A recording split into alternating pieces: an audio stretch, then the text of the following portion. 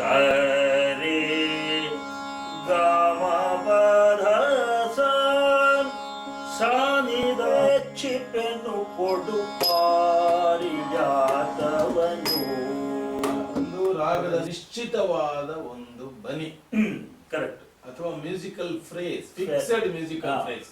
ಎಂದಾಗ ಖಗೋಳದರ ಪ್ರೀತಿ ಕಂಚುಕದ ಸೆರಗಿನೊಳು ವಿಷಯ ಪತ್ರವನ್ನು ಬರೆದಿದ್ದು ರಾಮ ಹೆಗ್ಡೆ. ನಮಸ್ಕಾರ. ನಮಸ್ಕಾರ. ಕೆರೆಮನೆ ರಾಮ ಹೆಗ್ಡೆ, ಕೆರೆಮನೆ ರಾಮ ಮಹಾಬಲ ಹೆಗ್ಡೆ. ನೀವು ಒಂದು ದೊಡ್ಡ ಪರಂಪರೆಯಿಂದ ಬಂದವರು, ಸ್ವತಃ ವೇಷಧಾರಿ, ಭಾಗವತ, ಪ್ರಾಧ್ಯಾಪಕರಾಗಿದ್ದವರು. ಹಾಗಾಗಿ ಹವ್ಯಾಸಿಯಾಗಿ ನೀವು ಕಲಾವಿದರಾಗಿ ಮುಂದುವರಿಬೇಕಾಗಿದೆ. ಯಕ್ಷಗಾನ ಭಾಗವತಿಗೆ ಜೊತೆಗೆ ತಂದೆಯವರಿಂದಲೇ ಉತ್ತರ ಸಂಗೀತ, ಯಕ್ಷಗಾನ ಕಲಿತು, ಆಮೇಲೆ ರಾಜೀವ್ ಪುರಂದರವರಿಂದ, ಗಂಗೂಬಾಯಿ ಅವರಿಂದ ಎಲ್ಲ ಹಿಂದೂಸ್ತಾನಿ ಅರ್ಥಾತ್ ಉತ್ತರ ಸಂಗೀತವನ್ನು ಕಲಿತವರು. ಈ ಹಿನ್ನೆಲೆಯಲ್ಲಿ ಯಕ್ಷಗಾನ ಸಂಗೀತ, ಅದರ ಅನ್ವಯ, ಇವುಗಳ ಬಗ್ಗೆ ನಿಮ್ಮನ್ನು ಸಂದರ್ಶನ ಮಾಡ್ತಾ ಇದ್ದೇನೆ. ಈಗ ಯಕ್ಷಗಾನ ಸಂಗೀತ ಅಂದರೆ ಅದರ ಒಟ್ಟು ವಾದ್ಯ, ರಾಗ, ಪದ ಅಥವಾ ಪದ್ಯ ಇವುಗಳನ್ನು ಒಟ್ಟಾಗಿ ತೆಗೆದುಕೊಂಡು ನಾವು ವಿಮರ್ಶೆ ಮಾಡಬೇಕಾದ್ರೆ ನಮಗೆ ಬೇಸಿಕ್ ಆಗಿ ಅದರ ತಳಪಾಯವಾಗಿ ಅದರ ಚಾರಿತ್ರಿಕವಾದ ಒಂದು ನೋಟವಿದೆ. ಈ ದೃಷ್ಟಿಯಿಂದ ಯಕ್ಷಗಾನ ಸಂಗೀತದ ಉಗಮ ವಿಕಾಸದ ಖಚಿತ ಒಂದು ವಿಷಯಗಳಲ್ಲಿ ವಿವಾದ ಇರಬಹುದು, ಆದರೆ ಸ್ಥೂಲವಾಗಿ ನಿಮ್ಮ ಅನಿಸಿಕೆ ಅಥವಾ ಅಭಿಪ್ರಾಯ ಏನು? ಶಾಂಗದೇವನ ಸಂಗೀತ ರತ್ನಾಕರದಲ್ಲಿ ಒಂದು ಮಾತು ಬರ್ತದೆ, ಯಕ್ಷೋಗ ಗೀತಮಪಿ ಗಾನಶೈಲಿ ಅಂತ ಏನೋ ಒಂದು ಶ್ಲೋಕ ಉಂಟಲ್ಲ. ಆ ಶ್ಲೋಕದ ಅರ್ಥ ಏನು ಅಂದ್ರೆ ಇದು ಒಂದು ಗಾನಶೈಲಿ ಅಂದ್ರೆ ಆಗ ಕೂಡ ಇತ್ತು, ಆ ಯಕ್ಷಗಾನ ಶೈಲಿ ಆಗ ಇತ್ತು. ಆಗ ಇತ್ತು ಅಂದ್ರೆ ಹುಟ್ಟುಕೊಂಡದ್ದಾಗಲ್ಲ, ಅದಕ್ಕೆ ಹಿಂದೆ ಹುಟ್ಟುಕೊಂಡಿರ್ಲಿಕ್ಕೂ ಸಾಕು. ಒಟ್ಟಾರೆ ಅವ ಅದನ್ನು ಮೆನ್ಷನ್ ಮಾಡ್ತಾನೆ ಅಂತ ಅಂದ್ರೆ ಅರ್ಥೇನು, ಆಗ ಇತ್ತು ಅಂತ ಆಯ್ತು. ಸೊ ಆ ಯಕ್ಷಗಾನ ಶೈಲಿ. ಇನ್ನೊಂದು ಅದರಲ್ಲಿ ಅವನು ಅದರ ಲಕ್ಷಣ ಎಲ್ಲ ಹೇಳಿದ್ದಾನೆ ಸ್ವಲ್ಪ ಮಟ್ಟಿಗೆ. ಆಮೇಲೆ ಇನ್ನೊಂದು ಒಂದು ಪ್ರಸಂಗದ ಉದಾಹರಣೆಯನ್ನು ಕೊಡೋದಿದ್ರೆ, ಈಗ ಶಿವರಾಮ ಕಾರಂತರು ಆ ವಿರಾಟ ಪರ್ವ 1564ನೇ ವಿಷ್ಣು ವಾರಂಬಳ್ಳಿಯವರದ್ದು ಅದೇ ಮೊದಲು ಅಂತ ಹೇಳಿದ್ರು. ಅದಕ್ಕಿಂತ ಅವರಿಗೆ ಸಿಕ್ಕಿರಲಿಲ್ಲ. ಆಮೇಲೆ ನಮ್ಮ ಎಮ್ ಎ ಹೆಗ್ಡೆಯವರು ಅದನ್ನು ಸಂಪಾದನೆ ಮಾಡಿದ್ದಾರೆ. ಅದು ಕಂಚಿಕೈ ಪ್ರತಿ ಅಂತ ಹೇಳ್ತಾರೆ. ಆದಿಪರ್ವ ಅದರ ಪ್ರಸ್ತಾವನೆಯಲ್ಲಿ ಆ ಆದಿಪರ್ವದ ಕೆಲವು, ಆ ಪ್ರಸಂಗದ ಕೆಲವು ವಿಶೇಷ ಲಕ್ಷಣಗಳನ್ನು, ಅಂದ್ರೆ ಪದ್ಯದ ರಚನೆಯ ವಿಧಾನ, ಅವರು ಬಳಸಿದ ಛಂದಸ್ಸು, ಅಲ್ಲಿ ಬರುವಂತಹ ಅವರು ಹೆಸರಿಸಿದಂತಹ ರಾಗ, ಇವುಗಳನ್ನೆಲ್ಲ ನೋಡಿಕೊಂಡು ಅದು ಈ ಕಾಲಘಟ್ಟದಲ್ಲಿ ಅಂದ್ರೆ 12ನೇ ಶತಮಾನ ಅದ ನಂತರ ಮತ್ತು 15ನೇ ಶತಮಾನಕ್ಕಿಂತಲೂ ಮೊದಲು ಅಂತಂದ್ರೆ ಬಹಳ ಕಡಾಖಂಡಿತವಾಗಿ ಹೇಳಲಿಕ್ಕೆ ಹೋಗಲಿಲ್ಲ ಅವರು. ಆದ್ರೂ 12ನೇ ಶತಮಾನದ ನಂತರ ರಚನೆ ಆದಂತಹ ಒಂದು ಕೃತಿ ಇರಬಹುದು. ಅಂದ್ರೆ ಈ ಯಕ್ಷಗಾನ ಗಾನ ಶೈಲಿಯಲ್ಲಿ ಇದ್ದು ಆ ಗಾನ ಶೈಲಿಯಿಂದ ಸ್ಥಿತ್ಯಂತರಗೊಂಡು ದೃಶ್ಯ ರೂಪವನ್ನು ಅಂದ್ರೆ ಈ ಬಯಲಾಟದ ಸ್ವರೂಪವನ್ನು ಪಡೆಯುವ ಹೊತ್ತಿಗೆ ಅದು ರಚನೆಗೊಂಡಂತಹ ಒಂದು ಕೃತಿಯಾಗಿರಬಹುದು ಅಂತ ಅವರು ಸಕಾರಣವಾಗಿ ತೀರ್ಮಾನಕ್ಕೆ ಬಂದಿದ್ದಾರೆ. ಅದನ್ನು ನೀವು ಕೂಡ ನೋಡಿರ್ಲಿಕ್ಕೆ ಸಾಕು. ಅಂದ್ರೆ ಅದನ್ನು ನೋಡಿದ್ರೆ ಆ ಕಾಲದಲ್ಲಿ ಒಂದು ಗಾನ ಶೈಲಿಯಾಗಿ ಅದು ಇತ್ತು ಅನ್ನೋದಕ್ಕೆ ಯಾವ ಇದು ಇಲ್ಲ, ಅಡ್ಡಿ ಆತಂಕಗಳು ಕಾಣುವುದಿಲ್ಲ. ಸರಿ ಸರಿ. ಅಂದ್ರೆ ಒಂದು ಗಾನ ಶೈಲಿಯಾಗಿ ಅಂತೂ ಖಂಡಿತವಾಗಿ ಅದು 12ನೇ ಶತಮಾನ 1210 ಅಂದ್ರೆ 13ನೇ ಶತಮಾನ ಈ ಶಾಂಗದೇವನು, 13ನೇ ಶತಮಾನ ಅಂದ್ರೆ 1200 ಕಳೆದ ನಂತರ ಅಂತ ಆಗ ಖಂಡಿತವಾಗಿ ಇತ್ತು ಅಂತ ಹೇಳ್ಬೋದು. ಗಾನ ಶೈಲಿಯ ರೂಪದಲ್ಲಿ ಅಂತೂ ಖಂಡಿತವಾಗಿ ಇತ್ತು ಅಂತ ಹೇಳ್ಬೋದು. ಆಮೇಲೆ ಅದು ಬೆಳೀತಾ ಬಂದ ಹಾಗೆ ಈಗ ಇವತ್ತು ಕಾಣುವ ಯಕ್ಷಗಾನದ ಸ್ವರೂಪ ಸಾಮಾನ್ಯವಾಗಿ ಅದು ಎಷ್ಟೇ ವಿಕೃತಿಗಳು, ಅಭಿಪ್ರಾಯ ವ್ಯತ್ಯಾಸಗಳಿದ್ದರೂ ಸ್ಥೂಲವಾಗಿ ಇಡೀ ತೆಂಗುಬಡಗು, ದಕ್ಷಿಣೋತ್ತರ ಕನ್ನಡ ಜಿಲ್ಲೆಗಳಲ್ಲಿ ಮುಖ್ಯವಾಗಿ ಕರಾವಳಿ ಯಕ್ಷಗಾನ ಸಂಗೀತಕ್ಕೆ ಇವತ್ತು ಕೂಡ ಒಂದು ಅನ್ನುವುದಾದ ಒಂದು ವ್ಯಕ್ತಿತ್ವ ಇದೆ. ಕಾಸರಗೋಡಿಂದ ಕಾಳಿ ನದಿವರೆಗೆ, ಯಲ್ಲಾಪುರದಿಂದ ಕೊಡಗಿನವರೆಗಿನ ಸುಮಾರು ಈ ಪ್ರದೇಶದಲ್ಲಿ ಹಾಡುವಿಕೆ, ಬಾರಿಸುವಿಕೆ ಮತ್ತು ರಂಗದಲ್ಲಿ ಅನ್ವಯ ಮಾಡುವ ರೀತಿಯಲ್ಲಿ ಸ್ಥೂಲವಾಗಿ ಕೆಲವು ಸಮಾನತೆಗಳಿವೆ. ಈ ಸಮಾನತೆಗಳ ಆಧಾರದಲ್ಲಿ ಯಕ್ಷಗಾನದ ಹಿಮ್ಮೇಳ ಅಥವಾ ಸಂಗೀತ ಇದರ ಪ್ರಧಾನವಾದ ಐಕಾನಿಕ್ ಲಕ್ಷಣಗಳು ಏನು ಅಂತ ಹೇಳ್ಬೋದು? ಯಕ್ಷಗಾನ ಸಂಗೀತ ಅನ್ನೋದು ಅದೊಂದು ಜಾತಿಯ ಸಂಗೀತ, ಅದು ಶಾಸ್ತ್ರೀಯ ಸಂಗೀತವೇ. ಆದರೆ ಅದರ ಉದ್ದೇಶ ಬೇರೆ. ಈಗ ಹಿಂದೂಸ್ತಾನಿ ಸಂಗೀತ ಅಂತ ಉಂಟು, ಕರ್ನಾಟಕಿ ಸಂಗೀತ ಅಂತ ಉಂಟು. ಇದೆಲ್ಲ ಒಂದು ರೀತಿಯಲ್ಲಿ ಸಂಗೀತವೇ ಅಂತಿಮ ಗುರಿ. ಅಂದ್ರೆ ಸಂತೋಷ ಸಿಗ್ಬೇಕು ಅದೆಲ್ಲ ಸರಿ, ಆದರೆ ಸಂಗೀತಕ್ಕಾಗಿ ಇರುವ ಸಂಗೀತ, ಪ್ರದರ್ಶನ ಸಂಗೀತಕ್ಕಾಗಿ ಇರುವ ಸಂಗೀತ ಅಂತ ನಾನೀಗ ಆ ರೀತಿ ಹೇಳ್ತಾ ಇದ್ದೇನೆ. ಈ ಸಂಗೀತಕ್ಕಾಗಿ ಇರುವ ಸಂಗೀತ ಅಂದ್ರೆ ಏನು ನೋಡಿ, ಒಂದು ರಾಗ ಇರ್ತದೆ, ಒಂದು ರಾಗದಲ್ಲಿ ಯಾವೆಲ್ಲ ಸ್ವರಗಳನ್ನು ಬಳಸಬಹುದು ಅಂತ ಒಂದು ಕಟ್ಟುಕಟ್ಟಳೆ, ಒಂದು ನಿಬಂಧನೆ ಇರ್ತದೆ. ಈ ಕಲಾವಿದನಾದವ ಏನ್ ಮಾಡ್ತಾನೆ ಅಂದ್ರೆ ಒಂದು ಕೆಲವೊಂದು ಸ್ವರಗಳನ್ನು ಆಯ್ಕೆ ಮಾಡಿಕೊಂಡು ಅದರ ಪರ್ಮ್ಯೂಟೇಷನ್, ಈ ಪರ್ಮ್ಯೂಟೇಷನ್ನಿಗೆ ಅವಕಾಶ ಇದೆ. ಒಂದು ನಿರ್ದಿಷ್ಟ ಸ್ವರಗಳನ್ನು, ನಿರ್ದಿಷ್ಟ ಸಂಖ್ಯೆಯ ಸ್ವರಗಳನ್ನು ಆಯ್ಕೆ ಮಾಡಿಕೊಂಡು ಅದನ್ನು ಯಾವೆಲ್ಲ ರೀತಿಯಿಂದ, ಈಗ ಸರೇಗ, ಸಗಾರೆ, ಸಮಗ, ಇದೆಲ್ಲ ಬೇರೆ ಬೇರೆ, ಇದೆಲ್ಲ ಬೇರೆ ಬೇರೆ ಸಾಧ್ಯತೆಗಳು. ಇದು ಸ್ವರ ವಿನ್ಯಾಸ ಅಥವಾ ನಾದ ವಿನ್ಯಾಸ, ಅದರಿಂದ ನಾದ ವಿನ್ಯಾಸವೂ ಆಗ್ತದೆ ನಿಜವಾಗಿ. ಇದು ಅವನ ಉದ್ದೇಶ. ಈ ಕರ್ನಾಟಕಿ ಸಂಗೀತ ಆಗಲಿ, ಹಿಂದೂಸ್ತಾನಿ ಸಂಗೀತ ಆಗಲಿ, ಅಲ್ಲಿ ಉದ್ದೇಶ ಏನು ಅಂದ್ರೆ ಬೇರೆ ಬೇರೆ ಸಂವೇದನೆಗಳನ್ನು, ಒಂದು ರಾಗ ಅದರಲ್ಲಿರುವ ಸ್ವರಗಳ ವಿವಿಧ ರೀತಿಯ ಪರ್ಮ್ಯೂಟೇಷನ್ನಿಂದಾಗಿ, ಸಂಯೋಜನೆಯಿಂದಾಗಿ ಯಾವೆಲ್ಲ ಸಂವೇದನೆಗಳನ್ನು ಉಂಟು ಮಾಡಬಹುದು, ಈ ಸಂವೇದನೆಗಳನ್ನು ಉಂಟು ಮಾಡುವುದು ಆ ಕಲಾವಿದನ ಉದ್ದೇಶ. ಹಿಂದೂಸ್ತಾನಿ ಸಂಗೀತಗಾರ ಆಗಿರಲಿ, ಕರ್ನಾಟಕಿ, ಅದು ಉದ್ದೇಶ. ಇಲ್ಲಿ ಯಕ್ಷಗಾನದಲ್ಲಿ ರಾಗ ಇರುವುದಿಲ್ವೋ? ರಾಗ ಇರ್ತದೆ, ಆದರೆ ರಾಗವನ್ನು ಅಥವಾ ಅದರ ವಿವಿಧ ಮಗ್ಗಲುಗಳನ್ನು ತೋರಿಸುವುದೇ ಅಂತಿಮ ಗುರಿ ಅಲ್ಲ. ಇಲ್ಲಿ ಗುರಿ ಇರುವುದು ಬೇರೆ. ಇಲ್ಲಿ ಮುಂದೆ ನಾಟ್ಯ ನಡೀತಾ ಇರ್ತದೆ, ಯಕ್ಷಗಾನ ನಾಟ್ಯ, ವೇಷಭೂಷಣ ಇರ್ತದೆ, ಒಂದು ಕಥೆ ನಡೀತಾ ಇರ್ತದೆ, ಅಲ್ಲೊಬ್ಬ ಪಾತ್ರಧಾರಿಯಾಗಿ ಬರ್ತಾನೆ, ಅಲ್ಲೊಬ್ಬ ಭೀಮನಾಗಿ ನಾಟ್ಯ ಮಾಡ್ತಾ ಇದ್ದಾನೆ, ಅಭಿನಯ ಮಾಡ್ತಾ ಇದ್ದಾನೆ. ಅವನ ನಾಟ್ಯಕ್ಕೆ ಪೂರಕವಾಗಿ, ಅವನ ನಾಟ್ಯಕ್ಕೆ ಭಾವ ಪ್ರೇರಣೆಯನ್ನು ಒದಗಿಸುವಂತಹ ರೀತಿಯಲ್ಲಿ ಈ ಹಾಡು ಇರಬೇಕಾದದ್ದು ಅನಿವಾರ್ಯ. ಅದಕ್ಕೆ ಪೂರಕವಾಗಿ ಈ ವಾದ್ಯಗಳು ಇರ್ತವೆ ನೋಡಿ. ಒಂದು ಶೈಲಿ ಅನ್ನೋದು ಬರೇ ನೀವು ಹಾಡಿದ ಕೂಡಲೇ ಅದು ನಾವು ಯಕ್ಷಗಾನ ಆಗಿರ್ಬೋದು, ಆದರೆ ಪೂರ್ತಿ ಆ ಕಲ್ಪನೆ, ಆ ಶೈಲಿಯ ಪೂರ್ತಿ ಒಂದು ಕಲ್ಪನೆ ಬರುವುದು ಹಾಡುಗಾರಿಕೆ ಪ್ಲಸ್ ಅದಕ್ಕೆ ಒದಗುವಂತಹ ಮೃದಂಗ, ಅವ ಮುಂದೆ ಕುಣಿತ ವೇಷಗಾರಿಕೆ, ಆ ವೇಷಗಾರಿಕೆ ಹೇಗಿರಬೇಕು, ಅವನ ನೃತ್ಯ ಹೇಗಿರಬೇಕು, ಇದು ಎಲ್ಲವೂ ಸೇರಿ ಮೇಳವಿಸಿದಾಗ ನಿಮಗೆ ಒಂದು ಒಂದು ಒಂದು ಕಲೆಯ ಕಲ್ಪನೆ ಬರ್ತದೆ. ಯಕ್ಷಗಾನ ಅಂದ್ರೆ ಏನು ಅಂತ ನಿಮಗೆ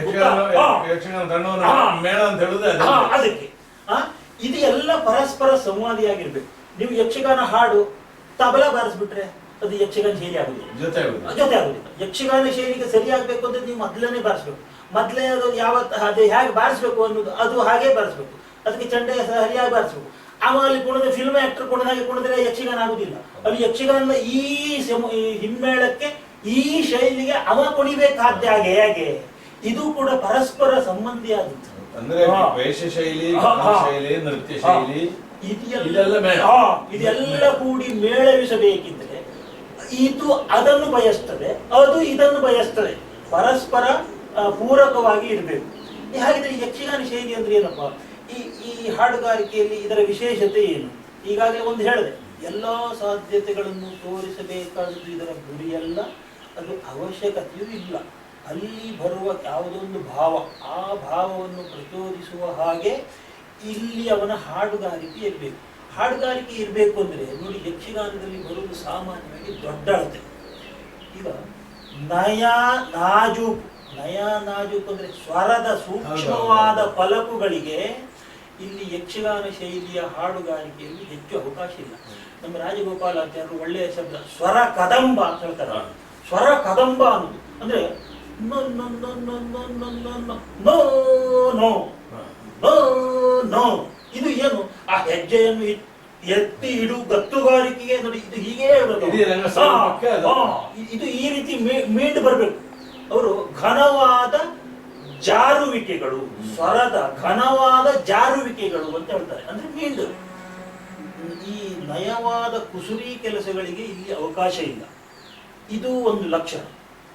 ಎರಡನೇದಾಗಿ ಅಂದ್ರೆ ಈ ಘನವಾದ ಒಂದು ಜಾರುವಿಕೆ ಅಥವಾ ಸ್ವರ ಕದಂಬ ಸ್ವರೂಪ ಅದು ಯಕ್ಷಗಾನ ಸಂಗೀತದ ಲಕ್ಷಣವೇ ಹೊರತು ಅದರ ದೌರ್ಬಲ್ಯ ಅಥವಾ ಕಡಿಮೆತನ ಅಲ್ಲ. ಖಂಡಿತ ಅಲ್ಲ, ಅದು ಇರುವುದೇ ಹಾಗೆ, ಅದು ಇರುವುದೇ ಹಾಗೆ, ಇರಬೇಕಾದ್ದು ಹಾಗೆ. ಅದು ಹಾಗೆ ಇದ್ರೆ ಮಾತ್ರ ಅದು ಪ್ರಯೋಜನಕಾರಿ. ಅದು ಹಾಗೆ ಇರಲೇಬೇಕು. ಎಲ್ಲೋ ಅಪರೂಪಕ್ಕೆ ನಯನಾಜು ಬರಬಾರ್ದು ಅಂತ ಅಲ್ಲ, ಸಂದರ್ಭ. ಆದ್ರೆ ಮೇನು ಎದ್ದು ಕಾಣುವಂತ ಲಕ್ಷಣಗಳಲ್ಲಿ ಇದು ಒಂದು. ಎದ್ದು ಅಂದ್ರೆ ಉಳಿದು ಬರಬಾರ್ದು ಅಂತಲ್ಲ, ಇದು ಎದ್ದು ಕಾಣುವಂತ ಲಕ್ಷಣಗಳಲ್ಲಿ ಇದೊಂದು.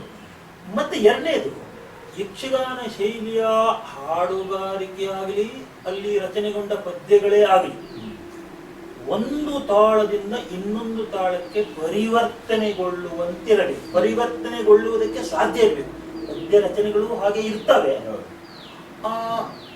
ಅದಕ್ಕೆ ಅನುಗುಣವಾಗಿ ಭಾಗವತನ ಹಾಡುವಿಕೆಯು ಕೂಡ ಹಾಗೆ ಇರ್ತದೆ. ಒಂದು ತಾಳದಲ್ಲಿ ಶುರು ಮಾಡಿದವ ಅದೇ ತಾಳದಲ್ಲಿ ಮುಗಿಸಲೇಬೇಕು ಅಂತಿಲ್ಲ. ಆ ನಾಟ್ಯದ ಕೌಶಲ್ಯವನ್ನು ತೋರಿಸುವುದಕ್ಕಾಗಿ ಒಂದು ತಾಳದಲ್ಲಿ ಶುರು ಮಾಡಿದವ ಮತ್ತೊಂದು ತಾಳಕ್ಕೆ ತಿರುವನ್ನು ಕೊಡಬಹುದು. ತಾಳ ಪರಿವರ್ತನೆ ಉಂಟು ಮತ್ತು ಅದಕ್ಕೆ ನಿಯಮಗಳು ಉಂಟು. ಅದು ಮುಖ್ಯವಾಗಿ ಯಕ್ಷಗೀತೆಗಳು ಒಂದು ವರ್ಗವೇ ಉಂಟು. ಯಕ್ಷಗೀತೆಗಳ ಲಕ್ಷಣ ಆ ವರ್ಗಕ್ಕೆ ಸೇರಿದ್ದು. ಈ ಯಕ್ಷಗೀತೆ ಅಂದ್ರೆ ಏನು ಅರ್ಥ ಅಂದ್ರೆ, ಯಕ್ಷ ಉದ್ದೇಶ ಆರಾಧನೆಯೇ ಇರಲಿ. ಯಕ್ಷ ಅಂದ್ರೆ ಪೂಜೆ ಅಂತೆಲ್ಲ ಹೇಳ್ತಾರೆ, ಅದು ಹೌದು, ಅದಲ್ಲ ಅಂತಲ್ಲ. ಆ ಯಕ್ಷಗೀತೆಗಳು ಅಂತ ಒಂದು ವರ್ಗ ಉಂಟು, ಗಾಂಧರ್ವ ಗೀತೆಗಳು ಅಂತ ಒಂದು ವರ್ಗ ಉಂಟು. ಈ ಯಕ್ಷಗೀತೆಗಳ ಲಕ್ಷಣ ಏನು ಅಂತ ಹೇಳಿದ್ರೆ, ಆ ಪದ್ಯದ ರಚನೆಗಳೇ ಹಾಗಿರಬೇಕು. ಒಂದು ತಾಳದಿಂದ ಇನ್ನೊಂದು ತಾಳಕ್ಕೆ ಪರಿವರ್ತನೆಗೊಳ್ಳುವುದಕ್ಕೆ ಅನುಕೂಲ ಇರಬೇಕು, ಅವಕಾಶ ಇರಬೇಕು, ಆ ರಚನೆಯಲ್ಲಿಯೇ ಆ ರೀತಿಯ ಅದು ಇರಬೇಕು. ಮತ್ತು ಇದು ತಾಳ ಪ್ರಧಾನವಾದದ್ದು ಅಂತಾನೆ ಉಂಟು. ಯಕ್ಷಗೀತೆಗಳು ಅಂದರೆ ತಾಳ ಪ್ರಧಾನವಾದದ್ದು, ರಾಗ ಪ್ರಧಾನವಾದದ್ದಲ್ಲ. ರಾಗ ಉಂಟು, ರಾಗ ಕೆಡಿಸ್ಬೇಕು ಅಂತ ಬೇಡ ಅಂತಲ್ಲ, ಆದರೆ ಅದರ ಬಳಕೆಗೆ ಮಿತಿ ಉಂಟು. ಹಾಗಿದ್ರೆ ಇದು ಈ ಯಕ್ಷಗಾನ ಆ ಯಕ್ಷಗೀತೆ ಎನ್ನುವ ಕೆಟಗರಿಯಲ್ಲಿ ಬರುವಂತಹದ್ದು. ಹಾಗೆ ನೃತ್ಯಕ್ಕೆ ಅನುಕೂಲಿಸುವ ರೀತಿಯಲ್ಲಿ, ಒಂದು ತಾಳದಿಂದ ಇನ್ನೊಂದು ತಾಳಕ್ಕೆ ಅನುಕೂಲಿಸುವ ರೀತಿಯಲ್ಲಿ ಅದು ಇರ್ತದೆ. ಇನ್ನು ಗೀತದ ರಚನೆ ಅಥವಾ ಛಂದಸ್ಸು ಅಥವಾ ಬಂಧ, ಈ ಬಂಧಕ್ಕೆ ಹೆಚ್ಚು ನಿಷ್ಠವಾಗಿರುವಿಕೆಯು ಯಕ್ಷಗಾನದ ಗಾಯನದ ಒಂದು ಪ್ರಧಾನ ಲಕ್ಷಣ. ಇಲ್ಲದಿದ್ರೆ ಅದು ಇಲ್ಲ, ಬಂಧ ಮುಖ್ಯ. ಬಂಧ ಮತ್ತು ಅದೇ ಬಂಧ ಛಂದಸ್ಸಿಗೆ ಸಂಬಂಧಪಟ್ಟ ಛಂದಸ್ಸೆ. ಈ ಮೂರು ಲಕ್ಷಣಗಳಿಂದ ಕೂಡಿದ ಸಂಗೀತ ಬರುವಾಗ ನೀವೀಗ ಇಲ್ಲಿ ಕೇಳಿದವರು ಯಾವುದು ತೆಂಕು ಬಡವು ಎರಡೂ ಕೇಳಿದ್ವಿ. ಸುಮಾರಾಗಿ ನಾವು ವಿಕೃತಿಗಳನ್ನು ಬಿಟ್ಟು ಒಂದು ಸಲ್ಲಕ್ಷಣಗಳನ್ನು ಗುರುತಿಸಿ ಹೇಳುವುದಾದ್ರೆ ಇವತ್ತಿಗೂ ಎರಡೂ ತಿಟ್ಟುಗಳಲ್ಲಿ ಸ್ಥೂಲವಾಗಿ ಆ ಲಕ್ಷಣಗಳು ಇದ್ದಾವೆ. ಹೀಗಿರುವಾಗ ದಕ್ಷಿಣೋತ್ತರ ಅಥವಾ ತೆಂಕು ಬಡಗು, ಅದರಲ್ಲಿ ಉತ್ತರ ಕನ್ನಡದ ಶೈಲಿಯ ಪ್ರತ್ಯೇಕತೆಗೆ ನಾನು ಆಮೇಲೆ ಕೇಳ್ತೇನೆ. ಈ ತೆಂಕು ಬಡಗು ನಮ್ಮ ದಕ್ಷಿಣ ಕನ್ನಡದ ಒಂದು ಭಾಗದಲ್ಲಿರುವ ಬಡಗುತಿಟ್ಟು ಮತ್ತು ಇಡೀ ಉತ್ತರ ಕನ್ನಡದಲ್ಲಿರುವುದನ್ನು ಒಟ್ಟಾಗಿ ಬಡಗುತಿಟ್ಟು ಅಂತ ತಕ್ಕಂದ್ರೆ, ಉಡುಪಿಯಿಂದ ಆಚೆಗೆ ಮಂಗಳೂರು ಕಾಸರಗೋಡುವರೆಗಿರೋ ತೆಂಕುತಿಟ್ಟನ್ನು ನೋಡಿದ್ರೆ ಈ ಒಂದೇ ಗಾನ ಶೈಲಿಯಲ್ಲಿ ಈ ಎರಡರೊಳಗಿರುವ ವಿಭೇದ ನಿಮಗೇನು ವಿಶೇಷವಾಗಿ ಎದ್ದು ಕಾಣುವಂಥದ್ದು? ಅಂದ್ರೆ ವಾದ್ಯಗಳ ರಚನೆ ಅಲ್ಲ, ವಾದ್ಯಗಳ ರಚನೆ ಅಲ್ಲ, ಅಲ್ಲ ಗಾನದಲ್ಲಿ ಏನು ಹೇಳುವ ರೀತಿಯಲ್ಲಿ ಸ್ವಲ್ಪ ಇದು ಉಂಟು. ಗಾನವನ್ನು ಹೇಳುವ ರೀತಿಯಲ್ಲಿ ಸ್ವಲ್ಪ ವ್ಯತ್ಯಾಸ ಅದು ವ್ಯತ್ಯಾಸ ಅಂದ್ರೆ ಪ್ರಧಾನವಾಗಿ ನಮಗೆ ವ್ಯತ್ಯಾಸ ಗೊತ್ತಾಗ್ಲಿಕ್ಕೆ ಒಂದು ಕಾರಣ ಉಂಟು. ಅದು ಎಲ್ಲ ಸೇರಿದಾಗ ಪ್ರಧಾನವಾಗಿ ಎದ್ದು ಕಾಣುವ ವ್ಯತ್ಯಾಸ ಯಾವಾಗ ನೀವು ಚಂಡೆ ಮದ್ದಲೆ ಇದು ಒಟ್ಟೂ ಸೇರಿ ನೋಡಿದಾಗ ಅದಕ್ಕೆ ವ್ಯತ್ಯಾಸ ಏನಂತ ಹೇಳ್ಬೋದು. ಇನ್ನೂ ಅಲ್ಲಿ ಅದು ಪ್ರದೇಶಾನುಗುಣವಾಗಿ ಇರ್ಬಹುದು, ಅಲ್ಲಿ ಹೇಳುವ ಕ್ರಮದಲ್ಲಿ ಸ್ವಲ್ಪ ಉಂಟು. ಇದು ಈ ರೀತಿಯ ನಮ್ಮ ಇದರಲ್ಲಿ ಬರುದಿಲ್ಲ, ಇದು ಬರುದಿಲ್ಲ.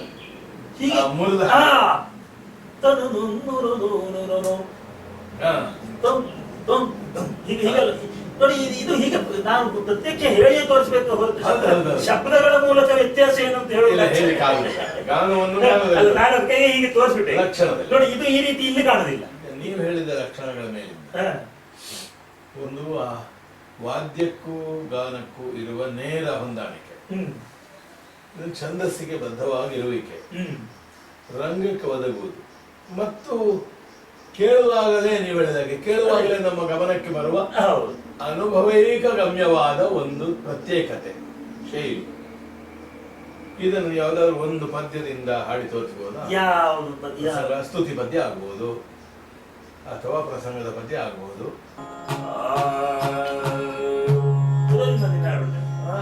ಮುದದಿಂದ ನಿನ್ನ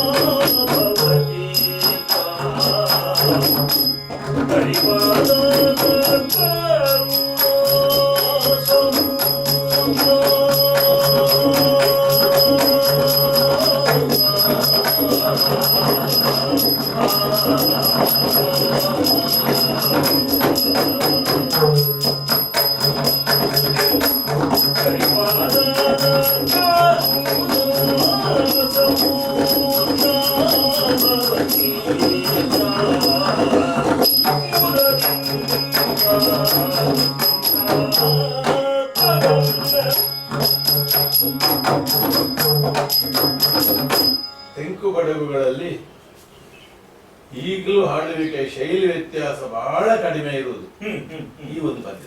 ಇಲ್ವೇ ಇಲ್ಲ ಅಂತಲ್ಲ, ಪದದಿಂದ ಪ್ರಧಾನವಾಗಿ, ಆಮೇಲೆ ಗಜಮುಖದ ಬಗೆಗಳು, ಕೆಲವು ಒಡ್ಡೋಲರದ ಪದ್ಯಗಳು, ಇದನ್ನೆಲ್ಲ ನೋಡಿದ್ರೆ ಮೌಲಿಕವಾದ ಶೈಲಿ ಒಂದೇ. ಈಗ ಇರುವಷ್ಟು ವ್ಯತ್ಯಾಸವು ಹಿಂದೆ ಇರಲಿಲ್ಲ ಎಂಬುದು ಹಿಂದೆ ಖಂಡಿತವಾಗಿ ಇದ್ದಿರ್ಲಿಕ್ಕಿಲ್ಲ. ಎಷ್ಟು ಇತ್ತು ಅಂದ್ರೆ ಬಿಡಿತ ಮುಕ್ತಾಯ, ಮೊದಲೇ ಗಾತ್ರ, ಮತ್ತೆ ಚೆಂಡೆ ಬಡಿಯುವುದು, ಜಾಗಟೆ, ಇವುಗಳಿಂದ ಕಾಣುವ ಭೇದ, ಸ್ವಲ್ಪ ಏರು ಪದ್ಯಗಳಲ್ಲಿ ವ್ಯತ್ಯಾಸ ಇರಬಹುದು. ಇದನ್ನು ಲಕ್ಷಿಸಿ ನಾನು ನಿಮ್ಮಲ್ಲಿ ಕೇಳುವ ಎರಡನೇ ಪ್ರಶ್ನೆ ಸಂಬಂಧಿಸಿ, ಈಗ ಎರಡು ತಿಟ್ಟುಗಳಿದ್ದಾವೆ. ತಿಟ್ಟುಗಳಿಂದ ಪ್ರಭೇದ ಕೊನೆಗೂ ಅದು ಅನುಭವಕ್ಕೆ ಸಿಕ್ಕುತ್ತದೆ, ಅದು ವಿವರಿಸುವುದಲ್ಲ. ಸರಿ, ಆದ್ರೂ ನಮ್ಗೆ ಕೇಳಿದ ಕೂಡಲೇ ಗೊತ್ತಾಗ್ತದೆ ಇದು ಬಡಗು, ಇದು ತೆಂಕು. ಇದೊಂದು ಸಾಮಾನ್ಯ ಪ್ರಶ್ನೆ, ತಿಳಿಯದವನ ಪ್ರಶ್ನೆ ಅಂತಾನೆ ಭಾವಿಸಿ. ಈ ಏಳು ಶ್ರುತಿ ಇಟ್ಟುಕೊಂಡು ಹೈ ಪಿಚ್ ಗಾಯನಕ್ಕೆ ಪ್ರಾಧಾನ್ಯ ಕೊಡುವುದು ತೆಂಕು ತಿಟ್ಟಲ್ಲಿ ಹೆಚ್ಚು, ಬಡಗು ತಿಟ್ಟಲ್ಲಿ ಕಡಿಮೆಯ? ಅಂದ್ರೆ ಹೆಚ್ಚಾಗಿ ಸ್ಟ್ಯಾಂಡರ್ಡ್ ಶ್ರುತಿ ಅಲ್ಲಿ ಕಪ್ಪು ಮೂರು ಬಿಳಿ ನಾಲ್ಕೆ, ಈಗ ಹಾರ್ಮೋನಿಯ ಭಾಷೆಯಲ್ಲಿ ಹೇಳಿದಾಗ, ಆಗ ಹೇಳೋದು ಸರಿಯ ತಪ್ಪ ಗೊತ್ತಿಲ್ಲ, ಅದೇ ಹಾರ್ಮೋನಿಯ ಬಂದ ಮೇಲೆ ಬಂದ ಭಾಷೆ. ಕಪ್ಪು ಮೂರು ಬಿಳಿ ನಾಲ್ಕು ಅಲ್ಲಿ ಸಾಮಾನ್ಯ ಎಲ್ಲರೂ ಬಳಸುವ ಶ್ರುತಿ ಅಂತ ನಿರ್ಣಯ. ಇಲ್ಲಿ ಹಾಗಿಲ್ಲ ಅಲ್ವಾ? ನೋಡಿ, ನಾನು ಹೇಳ್ತೇನೆ, ಹಾಗೆ ನಿರ್ಣಯ ಮಾಡುವುದೇ ತಪ್ಪು. ಹೌದು, ಶ್ರುತಿ ಅನ್ನೋದು ವೈಯಕ್ತಿಕ ನೆಲೆಯಲ್ಲಿ ಒಬ್ಬನಿಂದ ಒಬ್ಬರಿಗೆ ಬೇರೆ ಆಗುವಂತಹದ್ದು. ಹಾಗೆ ಆಗ್ತದೆ. ಯಕ್ಷಗಾನದಲ್ಲಿ ಇದೇ ಶ್ರುತಿ ಅಂತ ಮಾಡುವುದೇ ತಪ್ಪು. ಅವರವರ ಶ್ರುತಿ ಹೌದು. ಈಗ ಅಲ್ಲಿ ಹಾಗೆ ಉಂಟು ಇಲ್ಲ ನಂಗೆ ಗೊತ್ತಿಲ್ಲ. ಈಗ ನೀವು ಹೇಳಿದ್ರೆ ಆ ತಿಳುವಳಿಕೆ ಉಂಟು, ಅದರ ವಿರುದ್ಧ ನಾನು ನೀವು ಹೇಳಿದ್ದನ್ನು ಹೇಳಿದ್ದೇನೆ, ಶ್ರುತಿ ಆಗ್ಬೇಕು. ಅದು ಹಾಗೆ ಹೇಳೋದೇ ತಪ್ಪು. ಅವರ ಸ್ವರಕ್ಕೆ ಒಂದು ಶ್ರುತಿ ಆಗ್ಬೇಕು. ಯಕ್ಷಗಾನಕ್ಕೆ ಅಥವಾ ತೆಂಗು ತಿಟ್ಟಿಗೆ ಒಂದು ಶ್ರುತಿ, ಬಡವು ತಿಟ್ಟಿಗೆ ಒಂದು ಶ್ರುತಿ ಅಂತ ಆ ರೀತಿಯ ಮಾತೇ ತಪ್ಪು. ಯಾವ ಭಾಗವತಿನಿಗೆ ಯಾವ ಶ್ರುತಿ ಅಂತ ಹೇಳ್ಬೇಕು. ನಾವು ಹೇಳ್ಬೇಕಾದ ಹೇಗೆ ಅಂದ್ರೆ ಯಾವ ಭಾಗವತಿನಿಗೆ ಯಾವ ಶ್ರುತಿ ಅದು ಅವನು ಪಡ್ಕೊಂಡು ಬಂದದ್ದು, ಗೊತ್ತಾಯ್ತಲ್ಲ. ಈಗ ಒಂದು ಸ್ವಲ್ಪ ಕಡಿಮೆ ಇದ್ರೆ ಕಡಿಮೆ ಪ್ರಾಕ್ಟೀಸ್ ನಾವು ಹೆಚ್ಚು ಆಡ್ಬೋದು. ಆದ್ರಿಂದ ಕಪ್ಪು ಮೂರಕ್ಕೆ ತೆಂಗುತಿಟ್ಟು ಕಪ್ಪು ಮೂರಕ್ಕೆ ಅಂತ ಹೇಳುದು ನಂಗೆ ಸರಿ ಕಾಣುದಿಲ್ಲ. ಅದು ತಪ್ಪಂದ್ರೆ ನಾನು ಹೇಳಿದ್ದೆ ಅವರಿಗೆ ಆಗುವ ಶ್ರುತಿ ಹೌದು. ಈಗ ನಮ್ಮ ಯಕ್ಷಗಾನ ಶೈಲಿಯಲ್ಲಿ ಹಾಡ್ತಾ ಇದ್ದಂತ ಉಪ್ಪೂರು ಜಾನುವಾರು ಕಟ್ಟೆ ಅವರು ಕಪ್ಪು ಒಂದು ಬಿಳಿ ಎರಡರಲ್ಲೆಲ್ಲ ಹಾಡ್ತಾ ಇದ್ರು. ಅದು ಯಕ್ಷಗಾನ ಶೈಲಿಯಾಗಿ ಆಯ್ತು. ಮತ್ತೆ ಈಗ ನೀವು ಕೇಳಿದವರು ಶ್ರುತಿ ಏರೇ ಇದ್ದಿರಬಹುದು ಬಿಡಿ. ಮತ್ತೊಂದು ಏನು ಉಂಟು ಅಂದ್ರೆ ಈ ಏರು ಇಳಿ ಅನ್ನುವ ಮಾತೆ ಉಂಟಲ್ಲ, ಅದು ರಿಲೇಟಿವ್. ಅದು ರಿಲೇಟಿವ್. ನೀವು ಒಂದು ಶ್ರುತಿ ಏರು ಅಂತ ಹೇಳುದು ಯಾವಾಗ ಇನ್ನೊಂದಕ್ಕೆ ಹೋಲಿಸಿ ನೋಡಿದಾಗ ಅದಕ್ಕಿಂತ ಇದು ಏರು. ಈ ಏರು ಇಳಿ ಅನ್ನುವ ಶಬ್ದವೇ ಸಾಪೇಕ್ಷವಾದದ್ದು, ರಿಲೇಟಿವ್. ಆಗ ನಿಮ್ಗಲ್ಲಿ ಕೇಳಿರುವಾಗ ಅಲ್ಲಿ ಕೇಳಿದಾಗ ನಿಮ್ಮಲ್ಲಿ ಏರು ರೀತಿ ಆಗಲಿಕ್ಕೆ ಕೇಳಿರಬಹುದು, ಕಪ್ಪು ಮೂರು ಅಲ್ಲ ಅಂತ ಹೇಳುದಿಲ್ಲ. ಆದರೆ ಇನ್ನೊಬ್ಬ ಭಾಗವತ ಕಡಿಮೆ ಶ್ರುತಿಯಲ್ಲಿ ಹೇಳಿದ್ರು ಕೂಡ ಆಗ ಅವನು ಹೇಳುವ ರೀತಿಯಲ್ಲಿ ಆ ವೀರರಸವನ್ನು ಇದು ಏರು ಶ್ರುತಿ ಸಾಧ್ಯ ಉಂಟು. ಅದು ಮೂಲಭೂತವಾಗಿ ಏರು ಇಳಿ ಎನ್ನುವ ಶಬ್ದವೇ ಸಾಪೇಕ್ಷವಾದದ್ದು. ಈಗ ನಾನು ಹೇಳ್ತೇನೆ ಯಕ್ಷಗಾನದಲ್ಲಿ ಇಲ್ಲಿ ಯಾಕ ಬೆಳೆ 2 ಈ ಕಡೆ ಬೆಳೆ 2 ಹಾಡ್ತಾರೆ, ಬೆಳೆ 3ರಲ್ಲಿ ಹಾಡ್ತಾರೆ, ಕಪ್ಪು 3ರಲ್ಲಿ ಹಾಡುವವರು ಇದ್ದಾರೆ. ಈಗ ಮಂಜು ಭಾಗವತಲ್ಲ ಕಪ್ಪು 3ರಲ್ಲಿ ಹಾಡ್ತಾ ಇದ್ರು ಅಂತ ಹೇಳ್ತಾರೆ. ನಾನ್ ಕೇಳ್ತೇನೆ ಈಗ ಕಪ್ಪು 1ರಲ್ಲಿ ಒಬ್ಬ ಯಾಕೆ ಹಾಡಬಾರ್ದು? ಅವರ ಶ್ರುತಿ ಕಪ್ಪು 1. ಕಪ್ಪು 1ರಲ್ಲಿ ಈಗ ಮದ್ದಲೇ ತಯಾರು ಮಾಡುವವರಿಲ್ಲ, ಗೊತ್ತು ನನಗೆ. ಕಪ್ಪು 1ರಲ್ಲಿ ಮೊದಲೇ ತಯಾರು ಮಾಡುವುದಿಲ್ಲ. ಯಾಕೆಂದ್ರೆ ಕಪ್ಪು 1ರ ಮೊದಲೇನು ಯಾರು ಬಯಸುದಿಲ್ಲ. ಈಗ ನನಗೊಂದು ಕಪ್ಪು 1ರದ್ದೇ ಆಗ್ಬೇಕು, ನೀನು ಕಟ್ಕೊಡಪ್ಪ ಅಂತ ಹೇಳಿದ್ರೆ ನಾವು ಕಟ್ಕೊಡ್ಬೇಕು.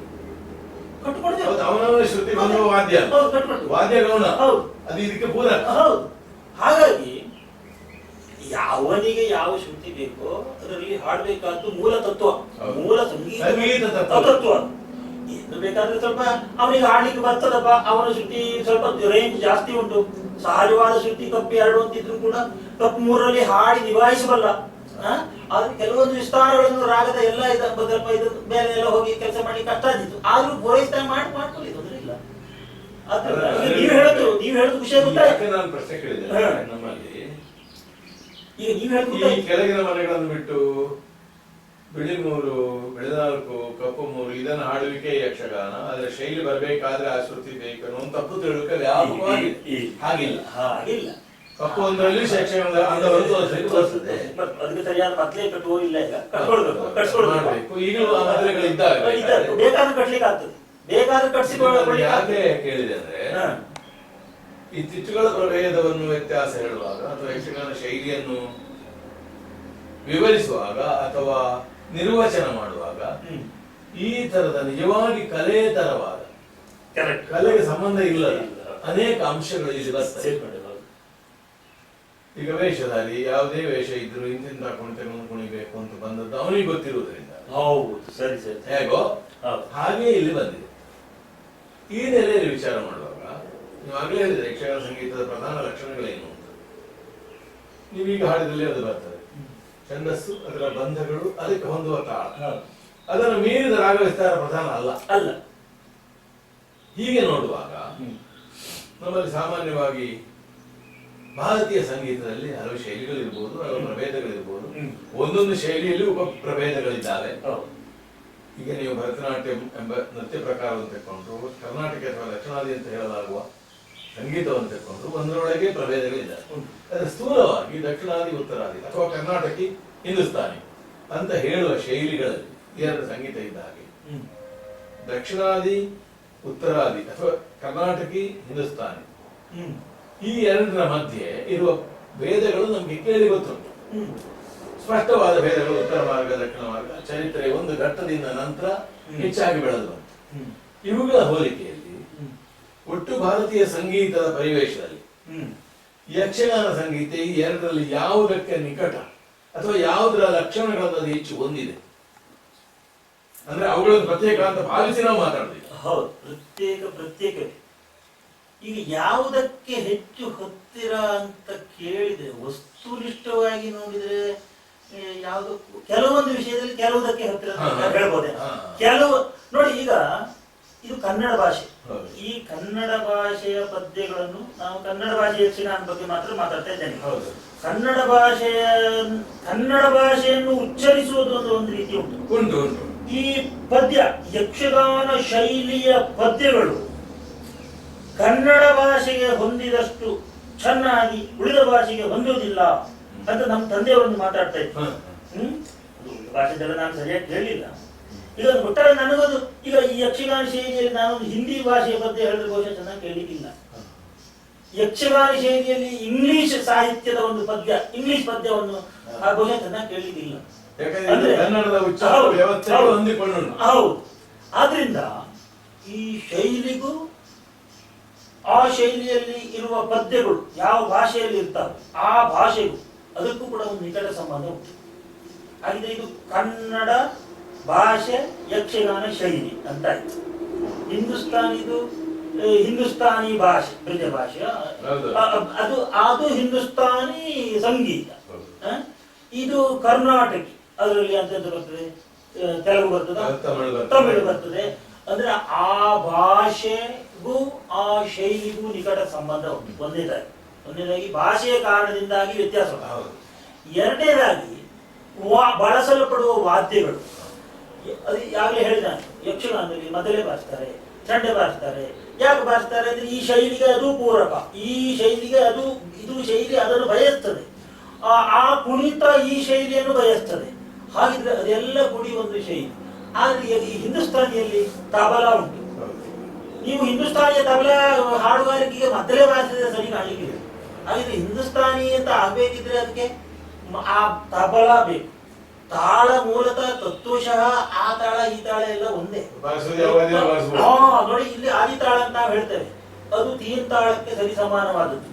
ಇಲ್ಲಿ ತ್ರಿಗುಡೆ ಅಂತ ಹೇಳಿದ್ರೆ ಅಲ್ಲಿ ದೇವರ, ಇದು ತಾಳ ಕೂಡ ತಾತ್ವಿಕವಾಗಿ.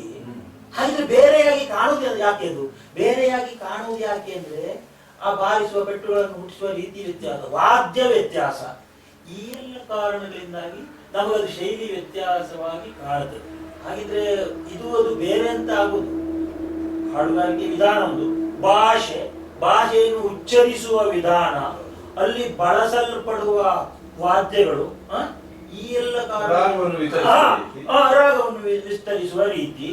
ಈಗ ನೋಡಿ, ಇಲ್ಲಿ ಹಿಂದಿ ಭಾಷೆಯ ಉಚ್ಚಾರ ಹೇಗಿರ್ಬೇಕು ನಿಮ್ಗೆ ಗೊತ್ತುಂಟು. ಅದು ಇಲ್ಲಿ ಹಾಗಲ್ಲ. ಇಲ್ಲಿ ಹೇಳುವಾಗ ನೋಡಿ,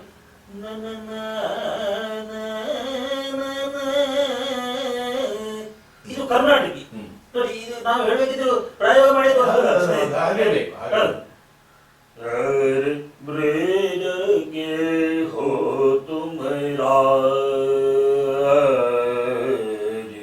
ಇದು ಹಿಂದಿ ಶಬ್ದವನ್ನು ಉಚ್ಚರಿಸುವ ರೀತಿಯಲ್ಲಿ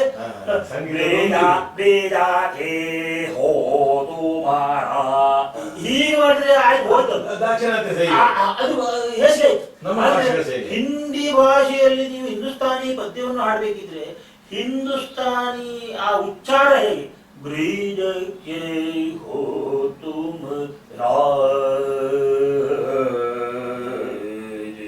ನೀವು ಸೂಕ್ಷ್ಮವಾಗಿ ಗಮನಿಸಿ. ಈ ದಕ್ಷಿಣ ಭಾರತದವರಾಗಿದ್ದು ಹಿಂದೂಸ್ತಾನಿ ಕಲಿತವರು, ನೀವು ಅವ್ರ ಉಚ್ಚಾರ ಗಮನಿಸಿ. ಪ್ರಜ್ಞೆ ಇದ್ದವರು ಹಿಂದೂಸ್ತಾನಿ ಭಾಷೆಯನ್ನು ಉಚ್ಚರಿಸುವುದು ಹೇಗೆ, ಹಿಂದೂಸ್ತಾನಿ ಪದ್ಯವನ್ನು ಹಾಡುವಾಗ ಆ ಉಚ್ಚಾರಣೆ ಹೇಗಿರಬೇಕು, ಕೆಲವರು ಪ್ರಜ್ಞೆಯಿಂದ ಕಲ್ತ್ಕೊಳ್ತಾರೆ. ನೀವು ಕೆಲವರನ್ನು ಗಮನಿಸಿ. ನೀವು ಅವ್ರ ಪದ್ಯ ಕೇಳಿದ ಕೂಡ ಇವರು ನಮ್ಮ ಬಹುಶಃ ಇಲ್ಲೆಲ್ಲೋ ವ್ಯಕ್ತಿ ಸಿರ್ಸಿ ಮಾಡ್ಕೋಡ್ ಇಡುಂಜಿ ಕಡೆಯ ನೀವು ಹೇಳ್ಬೋದು, ಮಂಗಳೂರು ಕಡೆ ನೀವು ಹೇಳಿ ಸಾಧ್ಯ ಆಗ್ತದೆ. ಅಂದ್ರೆ ಆ ಶೈಲಿಯ ಹಾಡುಗಾರಿಕೆಗೆ ಉಚ್ಚಾರಣೆ ಕೂಡ ಬಹಳ ಮುಖ್ಯ. ಎಲ್ಲ ಸೇರಿ ಒಂದು ಶೈಲಿ ನಿರ್ಮಾಣ ಆಗುವುದು. ನಾನು ಯಾಕೆ ಇದನ್ನು ಕೇಳಿದ್ರೆ, ಈ ವ್ಯಾಪಕವಾಗಿ ಅನೇಕ ಲೇಖಕರು ಬರೆದ ಹಾಗೆ, ಸುಮಾರಾಗಿ ನಾನು ಅದನ್ನು ನೋಡುವ ಹಾಗೆ, ಯಕ್ಷಗಾನ ಸಂಗೀತದ ಒಟ್ಟು ಸ್ವರೂಪ ಅಂದ್ರೆ ರಾಗಗಳಿಗೆ ಸಂಬಂಧಿಸಿ, ಮೂಲ ರಾಗಗಳು 32 ಅಂತ ಕೆಲವರು ಹೇಳ್ತಾರೆ, 41 ಅದು ಬೇಸಿಕ್ ರಾಗಗಳು ಕೆಲವಿದೆ, ಮತ್ತೆ ವಿಸ್ತಾರವಾಗ್ತಾ ಹೋಗುತ್ತೆ. ಈ ರಾಗಗಳ ಸ್ವರೂಪ, ಅದರ ಸ್ವರಾವಳಿ, ಇದು ಪ್ರಧಾನವಾಗಿ ದಕ್ಷಿಣಾದಿಯಿಂದ ಅಥವಾ ಯಕ್ಷಗಾನವನ್ನು ಅಭ್ಯಾಸ ಮಾಡಬೇಕಾದ್ರೆ ಒಬ್ಬನಿಗೆ ಕರ್ನಾಟಕಿ ಸಂಗೀತದ ರಾಗಗಳ ಜ್ಞಾನ ಹ್ಮ್ ಕರ್ನಾಟಕ ಶೈಲಿಯೊಂದಿಗೆ ಹ್ಮ್ ಹೆಚ್ಚು ಪ್ರಯೋಜನಕಾರಿ, ಹ್ಮ್ ಹೆಚ್ಚು ಪೂರಕ. ಹ್ಮ್ ಹಿಂದೂಸ್ತಾನಿ ಪ್ರಯೋಜನಕಾರಿ ಅಂತಲ್ಲ, ಸಂಗೀತ ಜನರು ಸಂಗೀತದ ಶಿಸ್ತು ಬೇಕು. ಹ್ಮ್ ಅದು ಯಾವುದರಿಂದ ನಮಗೆ ಬರ್ತದೆ, ಹಿಂದೂಸ್ತಾನಿ ಕಲ್ತ್ಕೊಂಡು ಸಂಗೀತದ ಶಿಸ್ತು ಬರ್ತದೆ. ಹ್ಮ್ ಆದ್ರೆ ಯಕ್ಷಗಾನ ಶೈಲಿಯನ್ನು ಹ್ಮ್ ಗಟ್ಟಿಗೊಳಿಸಲಿಕ್ಕೆ ಹ್ಮ್. ಅಥವಾ ಯಕ್ಷಗಾನ ಶೈಲಿಯ ಒಟ್ಟು ಸ್ವರೂಪಕ್ಕೆ ಹೊಂದಾಣಿಕೆ ಆಗ್ಲಿಕ್ಕೆ ಹ್ಮ್ ದಕ್ಷಿಣಾದಿ ಸಂಗೀತದ ಅಥವಾ ಕರ್ನಾಟಕ ಸಂಗೀತದ ಜ್ಞಾನ ಹ್ಮ್ ಹೆಚ್ಚು ಪ್ರಯೋಜನಕಾರಿ ಎಂಬ ಅಭಿಪ್ರಾಯ ಇದೆ. ನೀವು ಉತ್ತರಾದಿ ಕಲ್ತವರಾದ್ರಿಂದ, ಹ್ಮ್. ದಕ್ಷಿಣಾದಿಯನ್ನು ಕೇಳಿದವರಾದ್ರಿಂದ, ಆ ಪ್ರದೇಶದಲ್ಲಿ ಇದ್ದವರಾದ್ರಿಂದ ನಿಮ್ಗೆ ಈ ಮೂಲ ಸಂಬಂಧವನ್ನು ನೀವು ಹೇಗೆ ಡಿಫೈನ್ ಮಾಡ್ತೀರಿ? ಈಗ ಇಲ್ಲಿ ಯಾವ ಆದಿಯನ್ನು ಪ್ರಶ್ನೆಯೇ ಬರುವುದಿಲ್ಲ. ಹೌದು ನಿಜವಾಗಿ ಸಂಗೀತ ಕಲಿಬೇಕಾಗಿದೆ. ಹೌದು ಸಂಗೀತದಲ್ಲಿ ಯಕ್ಷಗಾನ ಸಂಗೀತ ಕಲಿಬೇಕಾಗಿದೆ. ಹಾಗೆ ಸಂಗೀತ ಅಂದ್ಕೊಳ್ಳೆ ಅವನಿಗೆ ಬೇಕಾದ್ದೇನು? ಸ್ವರ. ಸ್ವರ ಜ್ಞಾನ ಇದ್ರೆ ಒಳ್ಳೇದು. ಯಾವ ಸ್ವರ ಹೇಗೆ ಅಂತ ಈ ಸ್ವರ ಜ್ಞಾನ ಇದ್ರೆ ಒಳ್ಳೇದು. ಈ ಸ್ವರ ಅನ್ನೋದು ಕರ್ನಾಟಕಿಗೆ ಮಾತ್ರ ಮೀಸಲಾದದ್ದಲ್ಲ. ಸ್ವರ ಅನ್ನೋದು ಹಿಂದೂಸ್ತಾನಿಯಲ್ಲಿ ಉಂಟು. ಸ್ವರ ಅನ್ನೋದು ಯಕ್ಷಗಾನ ಸಂಗೀತದಲ್ಲೂ ಉಂಟು. ನಾವೆಂತ ನಾವು ಹೊರಡುವಾಗಲೇ ಯಕ್ಷಗಾನದವ್ರು ಏನಂತ ಹೇಳ್ತೇವೆ ಅಂದ್ರೆ ನಾವು ಪಾಪದವರು ಅಂತ. ಈಗ ನೋಡಿ, ಇದರ ಹಿಂದಿರುವ ಒಂದು ಭಾವನೆ ಉಂಟು. ಯಕ್ಷಗಾನ ನಮ್ಗೆ ಕಲಿಬೇಕಾಗಿತ್ತು, ಹಾಗಿದ್ರೆ ನಾನು ಮೊದಲೇ ಕರ್ನಾಟಕಿ ಕಲಿತುಕೊಳ್ಳೋ ಅಂದ್ರೆ ನಾನು ಪಾಪದ ಅನ್ನೋ ಭಾವನೆಯಿಂದ ಬರುವುದು. ಇದು ಕಲಿಯದೇ ಅದು ಬರುವುದಿಲ್ಲ ಅಂತ ಅವನ ಮನಸ್ಸಿನಲ್ಲಿ ಉಂಟು. ಇದು ಕೂಡ ಒಂದು ಸ್ವತಂತ್ರವಾದದ್ದು. ನೀವು ಯಕ್ಷಗಾನ ಕಲಿಬೇಕು, ಯಕ್ಷಗಾನನೇ ಕಲೀರಿ. ಅದನ್ನು ಕಲಿಯುವಾಗ ಸ್ವರ ಬೇಕಲ್ಲ, ಸ್ವರ ಕಲೀರಿ. ಸ್ವರ ಯಾವುದು? ಯಕ್ಷಗಾನದ ಸ್ವರ ಸರೆಗಮ ಪದ ನಿಸ ಅಂದ್ರೆ ಯಾವುದು? ಅದು ಹಿಂದೂಸ್ತಾನಿಯದ್ದು ಅದೇ, ಕರ್ನಾಟಕಿಯದ್ದು ಅದೇ. ನೀವು ಅದನ್ನು ಹಾಗೆ ಇದು ಮಾಡುದು ಯಾಕೆ? ಕಲಿಬಾರದು ಅಂತ ಅಲ್ಲ. ಯಾಕೆ ಬಂತು ಅಂದ್ರೆ ಅಭ್ಯಾಸ ಗಾನ ಪದ್ಧತಿ ಯಕ್ಷಗಾನದಲ್ಲಿ ಇಲ್ಲ. ಇದು ಪ್ರಸಂಗ ಪಂಚವಟಿ ಪದ್ಯಗಳನ್ನು ಹೇಳಿ ಪದ್ಯಾನುಕರಣೆಯ ಮೂಲಕ ಮಟ್ಟುಗಳನ್ನು ನಿರ್ಣಯ ಮಾಡಿ ಕಲಿಯೋದು. ಉಳಿದ ಎರಡು ಈ ಕ್ಲಾಸಿಕಲ್ ಎನ್ನುವ ಈಗ ಸಭಾಗಾನ ಅಂತ ನಾವೇನು ಹೇಳ್ತೇವೆ ಕಚೇರಿಗೆ, ನೀವು ಹೇಳಿದಾಗ ಸಂಗೀತವೇ ಪ್ರಧಾನ ಪ್ರದರ್ಶಕತ್ವವಾಗಿರುವ ಪದ್ಧತಿಗಳಲ್ಲಿ ಈ ಸ್ವರಾವಳಿ ಸ್ವರಸ್ಥಾನಗಳ ಮೂಲಕ ಕಲಿತು ಕಲಿಯುವುದು. ಆದ್ರಿಂದ ಈ ಸಮಸ್ಯೆ ಇದೆಲ್ಲ ಇದು ಎಂತದಿಲ್ಲ. ಅವ ಯಕ್ಷಗಾನ ಕಲಿಬೇಕಾ? ಯಕ್ಷಗಾನವನ್ನೇ ಕಲಿತ ಸಾಕು. ಯಕ್ಷಗಾನ ಶೈಲಿ ಹಾಡುಗಾರಿಕೆ ಕಲಿಬೇಕಾ? ಅದು ಬೇಕಾದದ್ದೇನು? ಲಯಜ್ಞಾನ, ಸ್ವರಜ್ಞಾನ, ಶೈಲಿ ಹೇಗೆ ಅಂತ. ಸ್ವರ ಕಲಿಬೇಕಿದ್ರೆ ಸ್ವರನೇ ಕಲಿಬೇಕು. ಸಂಗೀತದ ಸ್ವರ, ಕರ್ನಾಟಕೀಯ ಸ್ವರ ಅಂತ ಅಲ್ಲ, ಹಿಂದೂಸ್ತಾನಿಯ ಸ್ವರ ಅಂತ ಅಲ್ಲ. ಸಂಗೀತ ಅನ್ನೋದು ಯೂನಿವರ್ಸಲ್. ಅಥವಾ ಭಾರತೀಯ ಸಂಗೀತ, ಆ ಸ್ವರ ಕಲಿಬೇಕು. ತಾಳ ಯಕ್ಷಗಾನದಲ್ಲಿ ಯಾವ್ಯಾವ ತಾಳ ಬರ್ತದೆ ಅದನ್ನು ಕಲಿಬೇಕು. ನಾನು ಮೊನ್ನೆ ಒಂದು ಫೇಸ್ಬುಕ್ ನಲ್ಲಿ ಒಂದು ಕ್ವಶನ್ ಕೇಳಿದ್ದೆ. ಹಾಗಿದ್ರೆ ನೀವು ನಮ್ಮ ಇಲ್ಲಿ ಆಯ್ತಲ್ಲ, ಒಂದು ಸಂದರ್ಶನ ಆಯ್ತು, ಇಲ್ಲಿ ಸತ್ಯವತಿ ಎಲ್ಲ ಬಂದಿದ್ರು, ಕೆಂಬ ಅಲ್ಲಿ ನಾನು ಎಲ್ಲ ಮಾಡಿದೆ, ನನ್ನದನ್ನೆಲ್ಲ ಹಾಕಿ ಎಲ್ಲ ಅದನ್ನು ನೋಡಿಕೊಂಡು ಒಬ್ಬರು ಪ್ರಶ್ನೆ ಆಯ್ತು. ಹಾಗಿದ್ರೆ ಒಟ್ಟಾರೆ ನೀವು ಯಕ್ಷಗಾನವನ್ನು ಕಲಿಬೇಕಿದ್ರೆ, ಯಕ್ಷಗಾನ ಹಾಡುಗಾರಿಕೆಯನ್ನು ಕಲಿಬೇಕಿದ್ರೆ ಹಿಂದೂಸ್ತಾನಿಯನ್ನು ಕಲ್ತ್ಕೊಳ್ಬೇಕು ಅಂತ ನೀವು ಹೇಳುದಾ? ನಾನು ಹೇಳುದಲ್ವೇ? ನಾನು ಹೇಳುದೇನು, ಲಯದ ಮೇಲೆ ಪ್ರಭುತ್ವ ಸಾಧಿಸಬೇಕಿದ್ರೆ ಹಿಂದೂಸ್ತಾನಿ ಎಲ್ಲ ಕಲ್ತ್ಕೊಳ್ಬೇಕು ಅಂತ ನೀವು ಹೇಳುದಾ ಅಂತ ಹೇಳಿದ್ರು. ನಾನು ಹೇಳುದಲ್ವೇ ಅಲ್ಲ. ನಾನು ಕಡೆ ಬಂದೆ ನೋಡಿ, ಲಯ ಅನ್ನೋದು it is not restricted to Hindustan. ಅದಕ್ಕೆ ಮಾತ್ರ ಸೀಮಿತವಾದಲ್ಲ, ಕರ್ನಾಟಕಿಗೆ ಮಾತ್ರ ಸೀಮಿತವಾದದ್ದಲ್ಲ, ಯಕ್ಷಗಾನಕ್ಕೂ ಸೀಮಿತವಾದದ್ದಲ್ಲ.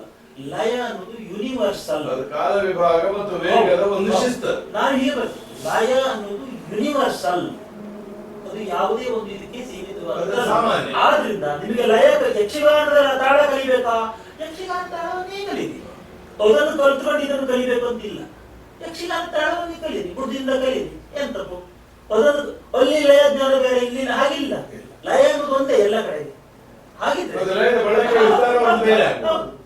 ಅದನ್ನು ಕಲ್ತ್ಕೊಂಡು ಇದು ಕಲಿಬೇಕು ಅಂತಿಲ್ಲ. ಅದನ್ನು ಕಲ್ತು ತಪ್ಪು ಅಂತಲ್ಲ, ಆದ್ರೆ ಅದು ಅನಿವಾರ್ಯ ಅಲ್ಲ. ಇದನ್ನು ಕಲಿಬೇಕು ಅಂದ್ರೆ ಇದನ್ನೇ ಕಲೀರಿ. ಈಗ ಏನಾಗಿದೆ ಅಂದ್ರೆ ಬಹುಶಃ ಇದನ್ನು ಸರಿಯಾಗಿ ಹೇಳಿಕೊಡುವವರ ಅಭಾವ ಇರಬಹುದಾ? ಅಂದ್ರೆ ಇಲ್ಲಿ ಗಾನ ಪದ್ಧತಿ, ಇಲ್ಲಿ ಕಲಿಯುವಿಕೆ ಮುಖ್ಯವಾಗಿ ಪದ್ಯಗಳ ಮೂಲಕವೇ ಕಲಿಸುವುದಾಗಿದೆ. ಯಕ್ಷಗಾನ ಸಮಾಲಕ್ಷಣ, ಯಕ್ಷಗಾನ ಪ್ರಸಂಗ, ಅದನ್ನು ಕಲಿತು ಆ ನಡೆಗಳನ್ನು ಮಟ್ಟುಗಳನ್ನು ಉಪಯೋಗಿಸಿ ಬೇರೆ ಪದ್ಯ ಹೇಳುವ ಕ್ರಮ ಆಗಿದೆ. ಆದರೆ ಅದನ್ನು ಕಲಿಯಲೇಬೇಕು, ಕರ್ನಾಟಕಿಯನ್ನು ಕಲಿಯಲೇಬೇಕು ಎನ್ನುವಂತ ಒಂದು ಮಾತುಂಟಲ್ಲ, ಆ ವಿಚಾರ ಅದೇನು ಸರಿಯಾಗಿ ಕಾಣ್ತದೆ ನನಗೆ, ಅದೇನು ಸರಿ ಅನಿವಾರ್ಯ ಅಂತ ನಾನು ಕಾಣ್ತದೆ. ಯಾಕೆ ಕೇಳಿದೆ ಅಂದ್ರೆ, ಈಗ ಇರುವ ಗಾನ ಯಕ್ಷಗಾನದ ಗಾಯನ ವಿಧಾನದ ಕಲಿಯುವಿಕೆ ಮತ್ತು ಆಮೇಲೆ ಅದರ ಅನ್ವಯದಲ್ಲಿ ಎದ್ದು ಕಾಣುವ ಒಂದು ಸಮಸ್ಯೆ ಇತ್ತೀಚೆಗೆ ಏನಾಗಿದೆ ಅಂದ್ರೆ, ದಕ್ಷಿಣಾದಿ ಉತ್ತರಾದಿ ಸಂಗೀತಗಳ ಮೇಲೆ ಹೋಗಿ ಕೂತೀವಿ, ಅದು ಸಂಗೀತ ಇದಲ್ಲ ಅಂದ್ರೆ ಜನ ಪಾಪದವರು ಆಗಿದೆ. ಈಗ ನಮ್ಮ ಗಾನವನ್ನು ಕಲಿಯುವ ವಿಧಾನಕ್ಕೆ ಬಲವಾದ ಒಂದು ಅಭ್ಯಾಸ ಗಾನ ವಿಧಾನ ಇಲ್ಲ ಸಂಗೀತದ ದಕ್ಷಿಣಾದಿ ಉತ್ತರಾದಿ ಇಲ್ಲ. ಹಾಗೆ ಇದನ್ನು ಸುಧಾರಿಸಲಿಕ್ಕೆ ಅಂದ್ರೆ ನಮ್ಮ ಸಂಗೀತವನ್ನು ಯಕ್ಷಗಾನ ಸಂಗೀತವನ್ನು ಭದ್ರವಾದ ನೆಲೆಯಲ್ಲಿ ನಿಲ್ಲಿಸಲಿಕ್ಕೆ ನಾವು ಸಿಲೆಬಸ್ನ ಮಟ್ಟದಲ್ಲಿಯೋ ಕಲಿಸುವ ಮಟ್ಟದಲ್ಲಿಯೋ ಏನ್ ಮಾಡ್ಬೋದು? ಈಗ ಇದನ್ನೆಲ್ಲ ಮಾಡಿದಾಗ ಮಾಡ್ಬೇಕು. ಅದು ನಾವು ಆತರ ಪಡಬಾರದು, ಕಲಿಬೇಕು. ನೋಡಿ, ಸಂಗೀತ ಎಲ್ಲ ಎಷ್ಟೋ ವರ್ಷ ಕಲಿತಾರೆ ಸಂಗೀತವನ್ನು. ಇಲ್ಲಿ ಈಗ ಅವರಿಗೆ ನಾಳೆ ಮೇಳಗೆ ಹೋಗ್ಬೇಕಾದ ಅನಿವಾರ್ಯತೆ ಇರ್ಬೋದು, ಮನೆಯಲ್ಲಿ ತೊಂದರೆ ಇರ್ಬೋದು, ಅದು ಹೌದು, ಅದು ಅಲ್ಲ ಅಂತ ಹೇಳುದಿಲ್ಲ ನಾನು. ಆದ್ರೆ ಕಲಿಯುವಿಕೆ ಇಲ್ಲದೆ ನೋಡಿ, ಈಗ ಎಷ್ಟೋ ರಾಗಗಳು ಕಳೆದು ಹೋಗಿವೆ. ಎಷ್ಟೋ ರಾಗಗಳು ಕಳೆದು ಹೋದಲ್ಲ ಯಾಕೆ? ನಿಜವಾಗಿ ಕಲಿಯದೆ ಹೋದ್ರಿಂದ. ಕಲಿತು ಈಗ ಹಿಂದೂಸ್ತಾನಿಯಲ್ಲಿ ರಾಗ ಕಳೆಯಲಿಲ್ಲ, ಇದು ದಿವಸದಿಂದ ದಿವಸಕ್ಕೆ ರಾಗದ ಸಂಖ್ಯೆ ಹೆಚ್ಚಾಗ್ತಾ ಉಂಟು ಹೊರತು ಈಗ ಅಪ್ರಚಲಿತ ರಾಗ ಅಂತ ಇರ್ಬಹುದು. ಆದ್ರೆ ಅದು ಹೇಗಿತ್ತು ಅನ್ನೋದು ಇವರಿಗೆ ಗೊತ್ತುಂಟು ಇಲ್ಲ, ಹಾಗಲ್ಲ, ಹೇಗಿತ್ತು ಅನ್ನೋದು ಕೂಡ ಗೊತ್ತಿರುವುದಿಲ್ಲ. ಅಷ್ಟರ ಮಟ್ಟಿಗೆ ಕಳೆದು ಹೋಗಿದೆ. ಇದೆಲ್ಲ ಕಳೆದು ಹೋದ ಯಾಕೆಂದ್ರೆ ತಿಳುವಳಿಕೆಯ ಅಭಾವ. ಒಂದು ರಾಗದಿಂದ ಇನ್ನೊಂದು ರಾಗಕ್ಕೆ ವ್ಯತ್ಯಾಸ ಏನು? ಈಗ ಕೇಳಿದ್ರೆ ಹೇಳ್ಬೋದು, ನನಗೆ ನಾಳೆ ಮೇಳಕ್ಕೆ ಹೋಗ್ಬೇಕು, ಮನೆಯಲ್ಲಿ ನನಗೆ ತೊಂದರೆ ಉಂಟು, ಒಂದು ಮೇಳ ಸೇರ್ಕೊಂಡು ಸ್ವಲ್ಪ ಕಾಸು ಸಂಪಾದನೆ ಮಾಡ್ಬೇಕು ಅಂತ ಹೇಳ್ಬೋದು. ಅದೆಲ್ಲ ಅಲ್ಲ, ಇದು ಅನ್ಅಕಾಡೆಮಿಕ್. ಇದು ಹೌದೌದು. ಇದು ಹಾಗಿದ್ರೆ ಕಲಿಬೇಕು ಅಂತಾದ್ರೆ ಕಲಿಲೇಬೇಕು. ಸ್ವರಜ್ಞಾನ ಮಾಡ್ಕೊಳ್ಬೇಕು, ಲಯ ಜ್ಞಾನ, ಸಾಹಿತ್ಯ ಜ್ಞಾನ ಇದೆಲ್ಲ ಮಾಡ್ಕೊಳ್ಳೇಬೇಕು. ಮಾಡದೆ ಯಾವ ವಿದ್ಯೆ ಯಾವ ಬರ್ತದೆ? ಬರುದಿಲ್ಲ, ಕಲಿಲೇಬೇಕು. ಈಗ ಆ ರೀತಿ ಬಹುಶಃ ವ್ಯವಸ್ಥೆ ಇಲ್ಲದೆ ಇರುವುದರಿಂದ ಹೀಗೆಲ್ಲ ಆಗಿರ್ಬೋದು. ಸಿಸ್ಟಮೆಟಿಕ್ ಆಗಿ ಕಲ್ತರೆ. ಅಥವಾ ಇನ್ನೊಂದು ರೀತಿಯಲ್ಲಿ ಆ ಪ್ರಶ್ನೆ ಕೇಳೋದಾದ್ರೆ, ಭದ್ರವಾದ ಗಾನ ವಿಧಾನದ ಅಭ್ಯಾಸದ ಮೂಲ ಅಭ್ಯಾಸ ಗಾನ ಕಲಿಕೆ. ಈಗ ದಕ್ಷಿಣಾದಿಗೂ ಒಂದು ವಿಧಾನ ಇದೆ, ಉತ್ತರಾದಿಯಲ್ಲಿ ನೀವು ಕಲಿಲಿಕ್ಕೆ ಒಂದು ವಿಧಾನ ಇದೆ. ಇದು ಇರುವ ಆ ಎರಡು ಪದ್ಧತಿಗಳಿಗೂ ಇದು ಇಲ್ಲದೆ ಅನುಕರಣ ವಿಧಾನದಿಂದ ಒಬ್ಬರೊಟ್ಟಿಗೊಬ್ಬರು ಕಲ್ತದ್ರಿಂದ ಸ್ವಾಭಾವಿಕವಾಗಿ ಪ್ರಿಸರ್ವೇಶನ್ ದೃಷ್ಟಿಯಿಂದ ಇಲ್ಲಿ ನಷ್ಟ ಆಗುವ ಚಾನ್ಸ್ ಹೆಚ್ಚು ಅಂತ ನೀವು ಹೇಳುದು. ಹೌದು, ನಷ್ಟ ಆಗುವ ಚಾನ್ಸ್ ಇಲ್ಲಿ ಹೆಚ್ಚು. ರಾಗವು ಈಗ ನಿಮ್ಮಿಂದ ನಾನು ಕಲಿಯುವುದಾದ್ರೆ ನಿಮಗೆ ಅದು ಗೊತ್ತಿಲ್ಲದಿದ್ರೆ ನನಗಿಲ್ಲ. ಹೌದು ಹೌದು, ಕರೆಕ್ಟ್. ಈ ಉತ್ತರಾದಿಯಲ್ಲಿ ಹಾಗಲ್ಲ, ಹಲವು ಗುರುಗಳಲ್ಲಿ ಸೇರಿ 180 ರಾಗಗಳಿದ್ದಾರೆ. ಅವುಗಳಲ್ಲಿ ಈ ಗಾನ ವಿಧಾನದ ಅವರ ಮೂಲ ಪಾಠ ಪದ್ಧತಿಯಲ್ಲಿ ಬರಬಹುದು. ಇಲ್ಲಿ ಅದು ತಪ್ಪಿ ಹೋದ್ರೆ ಹೋಯ್ತು.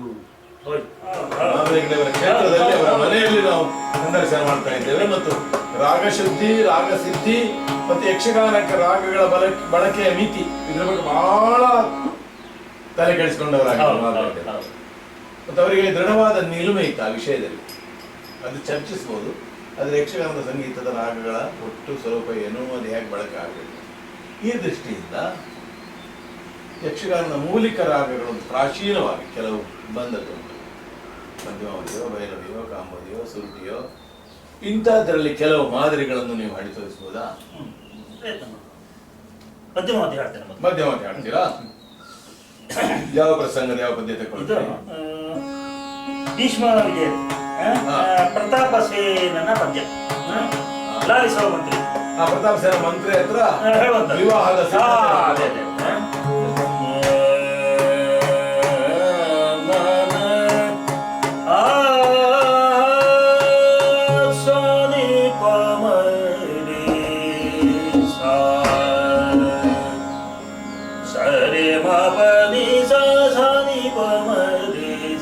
ಇದಕ್ಕೆ ಹಿಂದೂಸ್ತಾನಿಯಲ್ಲಿ ಮಧುಮಾದ ಸಾರಂಗ್ ಅಂತ ಹೇಳ್ತಾರೆ.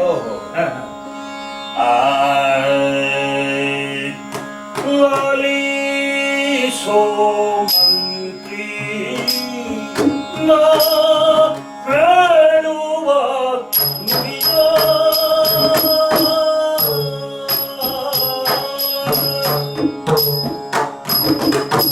ಲಾಲಿಸೋ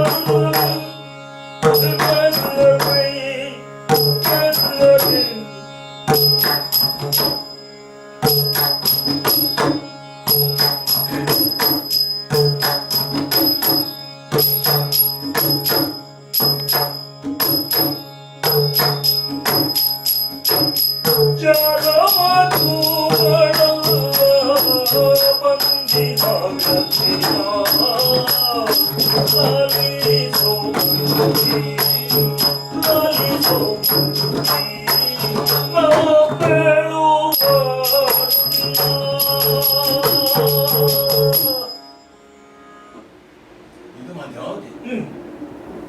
ಇದಕ್ಕೆ ನಿಶ್ಚಯವಾದ ಒಂದು ಏರಿಳಿತಗಳು ಸ್ವರೂಪ.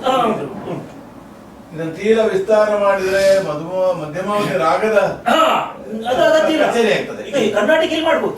ಕರ್ನಾಟಕಿಯಲ್ಲಿ ಕೂಡ ಹೀಗೆ ಉಂಟು, ಸ್ವರ ಆರೋಹಣ ಅವರೋಹಣ ಹೀಗೆ ಉಂಟು. ಕೆಲವುದಕ್ಕೆ ಸ್ವಲ್ಪ ವ್ಯತ್ಯಾಸ ಇದ್ರು. ಯಕ್ಷಗಾನಕ್ಕಿಂತ ಆರೋಹಣ ಅವರೋಹಣ ವ್ಯತ್ಯಾಸ ಸ್ವಲ್ಪ ಇರುವುದುಂಟು. ಹೆಸರು ಅದೇ ಇದ್ದು ವ್ಯತ್ಯಾಸ ಇರುವುದುಂಟು. ಅದೆಲ್ಲ ಇದ್ದೇನೆ ಕೇಳ್ತೇನೆ. ಅಂದ್ರೆ ನಾನು ಪ್ರಧಾನ ರಾಗಗಳ ಪ್ರಶ್ನೆ ಕೇಳ್ತೇನೆ. ಈ ಮಧ್ಯಮಾವತಿ ಮಧುಮಾಧವಿ, ಮಧುಮಾಧ ಸಾರಂಗ ಅಂತ ನೀವು ಮಧ್ಯಮಾವತಿಗೆ ಅಲ್ಲಿಯ ಹೆಸರು ಉಂಟು. ಈ ಮಧುಮಾಧವಿ ಈ ರಾಗ ಈಗ ಬಳಕೆ ಉಂಟಾ? ಅದು ಮಧ್ಯಮಾವತಿಯ ಅದ ಬೇರೆ ರಾಗ? ಅದು ಬೇರೆ ರಾಗ. ಅದು ಬೇರೆ ರಾಗ. ಮಧುಮಾಧವಿ ಅಂದ್ರೆ ನೋಡಿ, ಹಂಸಕೇತನಾದಿಗಳೆಲ್ಲ ಅದು ಮಧುಮಾಧವಿ. ಬಬ್ರುವಾಹನ ಕಾಲ. ಹೌದೌದು. ಇನ್ನು ಪದ್ಯಗಳು ಇರ್ಬೋದು. ನನಗೆ ಹೆಚ್ಚು ತಲೆಯಲ್ಲಿ ಇರುವುದು ಅದು.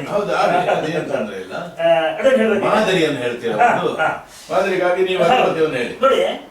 ಮೊದಲು ವ್ಯತ್ಯಾಸ ಹೇಳ್ತೇನೆ ನಾನು.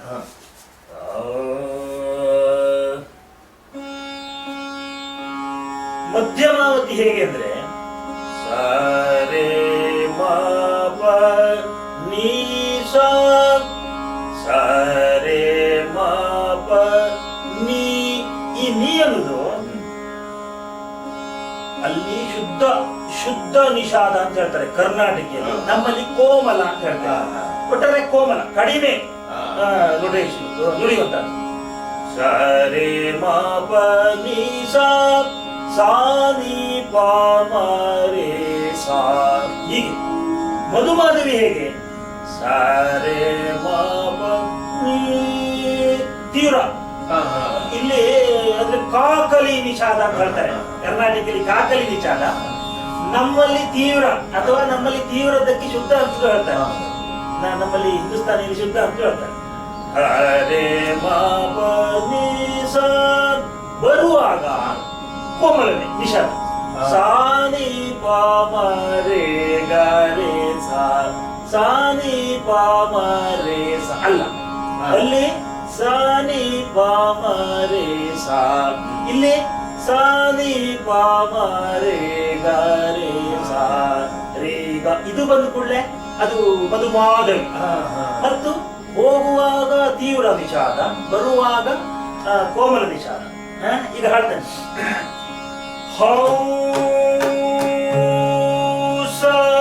ಕೇತನಾದಿಗಳೆಲ್ಲ ಕೇಳಿ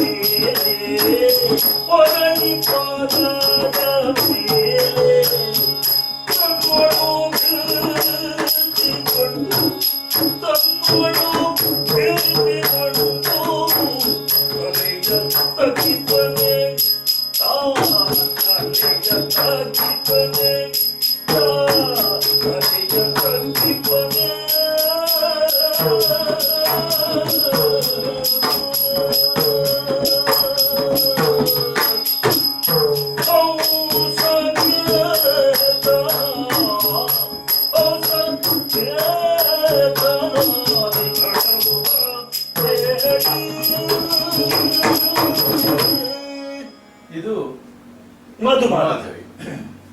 ಹತ್ರ ಇರೋದ್ರ ಒಂದು ರಾಗ ಅಂತರು ಅಥವಾ ಒಂದು ರಾಗದ ಪದ್ಯವನ್ನು ಇನ್ನೊಂದು ರಾಗದಲ್ಲಿ ಹೇಳುವುದು ರೂಢಿ ಆದ್ರಿಂದ ಆ ಭಾವನೆ ಬಂದಿರಬಹುದು ಕೆಲವು ಕಡೆ. ಹೌದು, ಅಂದ್ರೆ ಹೆಸರು ಕೂಡ ಹಾಗೆ ಉಂಟು, ಹೆಸರು ಕೂಡ ಹತ್ತಿರ ಮಧು ಎಲ್ಲ ಮನೆ ಬರ್ತದೆ, ಸ್ವರೂಪವು ಹತ್ತಿರ, ಎಲ್ಲ ಕನ್ಫ್ಯೂಸ್ ಆಗಿರ್ಲಿಕ್ಕೆ ಸಾಕು.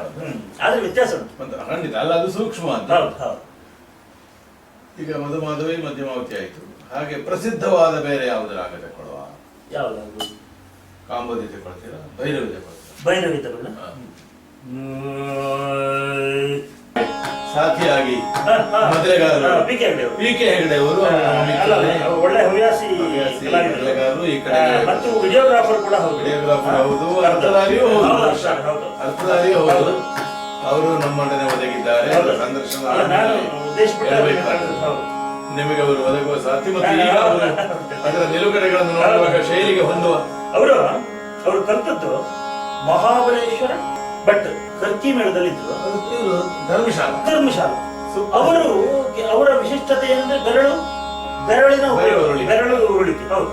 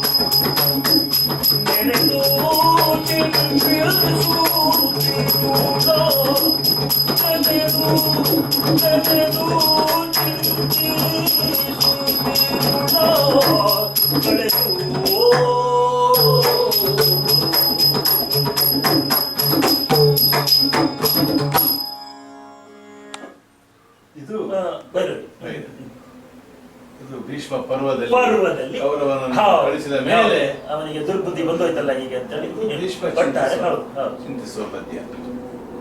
ಇನ್ನೊಂದು ಹೆಚ್ಚು ಪ್ರಸಿದ್ಧವಾದ ರೂಢಿಯ ರಾಗ ಸುರುಟಿಯೋ ನವರು ಸುರುಟಿ ತಗೊಳ್ಳ ಅಂದ್ರೆ ಸ್ವಲ್ಪ ತಾಳ ವ್ಯತ್ಯಾಸವು ಬರ್ತದೆ, ಅದರ ಒಂದು ನಡೆಯು ಬೇರೆ ಆಗ್ತದೆ. ಕೋಮಲಾಂಗಿ ಕೇಳಿ ಫೇಮಸ್ ಪ್ರಸಿದ್ಧ ಕೃಷ್ಣ ಸಂಧಾನ. ಹೌದು. ಸುರುಟಿ ಕೋಮಲಾಂಗಿ ಕೇಳಿ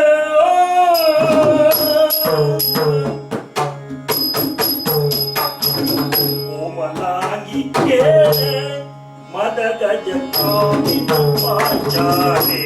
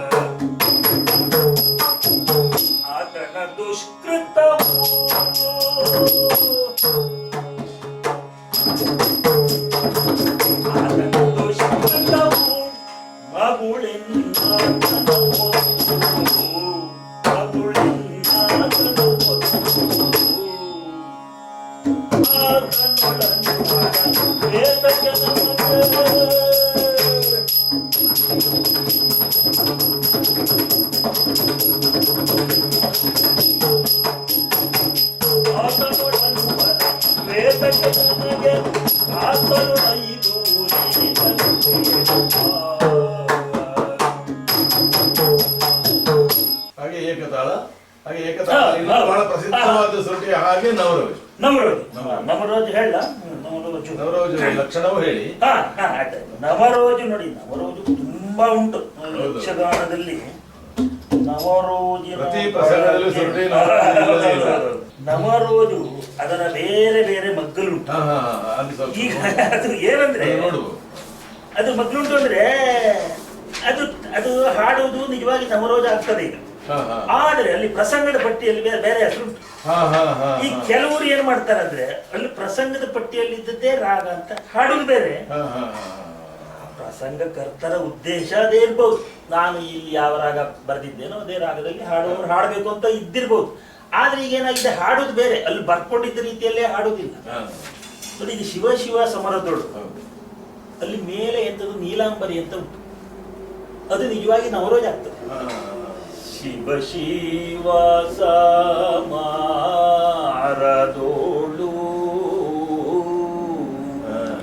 ಬಂದಾನುದೇ ಅದು ಹೇಳಿದ ಹಾಗೆ ಕೇಳ್ತಾರೆ, ಅದು ನವರೋಜ್. ಹೇಳುದು ಹೀಗೆ, ಆದ್ರೆ ಪ್ರಸಂಗದ ಪುಸ್ತಕದಲ್ಲಿ ನೀಲಾಂಬರಿ ಅಂತ ಉಂಟು. ನಮ್ಮ ಹತ್ರ ಕೆಲವರು ಇದು ನೀಲಾಂಬರಿ ಮಾತ್ರ ಅಲ್ಲಿ ಉಂಟು, ಬರ್ಕೊಂಡು ಹೇಳು ಹೀಗೆ ಅಂದ್ರೆ ನೀಲಾಂಬರಿ ಹೇಗೆ ಅನ್ನೋದು ಗೊತ್ತಿಲ್ಲ. ಮತ್ತೆ ಮತ್ತೆ ಒಂದು ರಾಗವನ್ನು, ಒಂದು ರಾಗ ಅಂದ್ಕೊಳ್ಳಿ ನಮ್ಗೊಂದು ಅಚ್ಚು ಕೂತ್ಕೊಂಡಿರ್ತದೆ, ಅದರಲ್ಲಿ ಸ್ವಲ್ಪ ವ್ಯತ್ಯಾಸ ಆದ ಕೂಡಲೇ ಈ ಜನರಿಗೆ ಗೊತ್ತಾಗುತ್ತೆ ಇದು ಆ ರಾಗ ಅಲ್ಲ ಅಂತ. ಗೊತ್ತಾಯ್ತಲ್ಲ, ಒಂದು ರಾಗದಲ್ಲಿ ಸ್ವಲ್ಪ ಬೇರೆ ಬೇರೆ ಮಕ್ಕಳು ಇರ್ತದೆ. ಯಕ್ಷಗಾನದಲ್ಲಿ ಕೂಡ ಹೌದು, ಹಿಂದೂಸ್ತಾನಿಯಲ್ಲೂ ಕೂಡ ಹೌದು. ಒಂದೇ ರಾಗವನ್ನು ನೀವು ಭೀಮಸೇನ್ ಜೋಶಿ ಒಂದು ರೀತಿ ಹಾಡ್ತಾನೆ, ಆ ಕುಮಾರ ಗಂಧರ್ವರು ಅದೇ ರಾಗ ಹಾಡ್ತಾರೆ. ಆದ್ರೆ ನಿಮಗೆ ಕುಮಾರ ಗಂಧರ್ವರು ಹಾಡಿದ್ದು ಅದೇ ರಾಗ ಅಥವಾ ಭೀಂಪಲಾಸಿ ಅಂತ ಗೊತ್ತಾಗಬೇಕಿದ್ರೆ ಸ್ವಲ್ಪ ಹೊತ್ತು ಹೋಗ್ತದೆ, ಸ್ವಲ್ಪ. ಯಾಕಂದ್ರೆ ಇದು ಹೆಚ್ಚು ಇವರದ್ದು ಭೀಮಸೇನ್ ಜೋಶಿ ಅವರದ್ದು ಹೆಚ್ಚು ಪ್ರಚಲಿತವಾಗಿಬಿಟ್ಟಿದೆ, ಹೆಚ್ಚು ಜನರ ಕಿವಿ ಮೇಲೆ ಬಿದ್ದುಬಿಟ್ಟಿದೆ. ಈ ಇವರು ಸ್ವಲ್ಪ ಅದರಲ್ಲಿ ಕ್ರಾಂತಿಯನ್ನೇ ಮಾಡಿದವರು ಅಂತ ಹೇಳ್ಬೋದು. ಈ ಯಾರು ಕುಮಾರ ಗಂಧರ್ವರು ನಿಜವಾಗಿ ರಾಗ ರೂಲ್ಸ್ ಎಲ್ಲ ತಪ್ಪಲಿಲ್ಲ ಅವರು, ಆದ್ರೂ ಅವರು ಕೊಡುವ ರೀತಿ, ಅವರ ಕ್ರಿಯೇಟಿವಿಟಿ ಕಾರಣ ಅದಕ್ಕೆ. ಅವರು ಕೊಡುವ ರೀತಿಯಲ್ಲಿ ಸ್ವಲ್ಪ ವ್ಯತ್ಯಾಸ ಇರ್ತದೆ. ಅದರಿಂದಾಗಿ ಅವರು ತೋರಿಸುವ ರಾಗದ ಮಗ್ಗಲು, ಇವರು ತೋರಿಸುವ ರಾಗದ ಮಗ್ಗಲು ವ್ಯತ್ಯಾಸ ಇರ್ತದೆ. ಹೆಚ್ಚಿನ ಜನರಿಗೆ ಈ ಮಕ್ಕಳು ಹೆಚ್ಚು ಪರಿಚಯ ಇರ್ತದೆ ಭೀಮಸೇನ್ ಜೋಶಿ ಅವರದ್ದು. ಇದನ್ನು ಕೇಳಿದಾಗ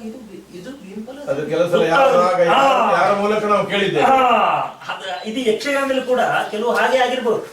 ನವರೋಜ್ ಅಂದ್ಕೊಳ್ಳಿ ನಮಗೊಂದು ತಲೆಯಲ್ಲಿ ಕೂತ್ಕೊಂಡಿರ್ತದೆ, ಒಂದು ಪದ್ಯ ತಲೆಯಲ್ಲಿ ಕೂತ್ಕೊಂಡಿರ್ತದೆ. ಅದಕ್ಕಿಂತ ಸ್ವಲ್ಪ ವ್ಯತ್ಯಾಸ ಆದ ಕೂಡಲೇ ನಮಗದನ್ನು ಗುರ್ತ ಹಿಡಿಲಿಕ್ಕೆ ಕಷ್ಟ ಆಗ್ತದೆ. ಬಂಧನ ದೇವರ ದೇವ,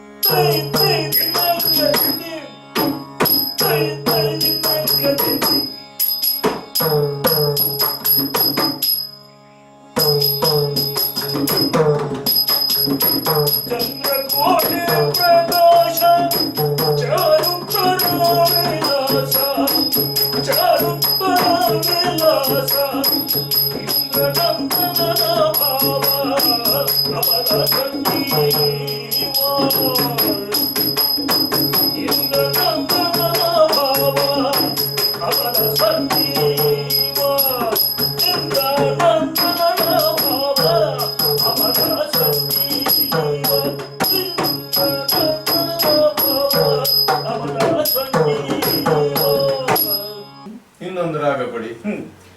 ಇದು ಬಹಳ ಮಾಬಲೇಶ್ವರ ಸುಮ್ಮನೆ ಹೇಳುದು ನಾವು. ಮಾಬಲೇಶ್ವರ ನೋಡಿ, ಇದು ಮಾಬಲೇಶ್ವರ ಬಹಳ ಇದಾಗಿತ್ತು ಈ ಚಂದ್ರಹಾಸದಲ್ಲಿ. ಈ ಅಂದಾಗ ಖಗೋಳದರ ಪ್ರೀತಿ ಗಂಚು ಕದಾ ಸೆರಗಿನೊಳು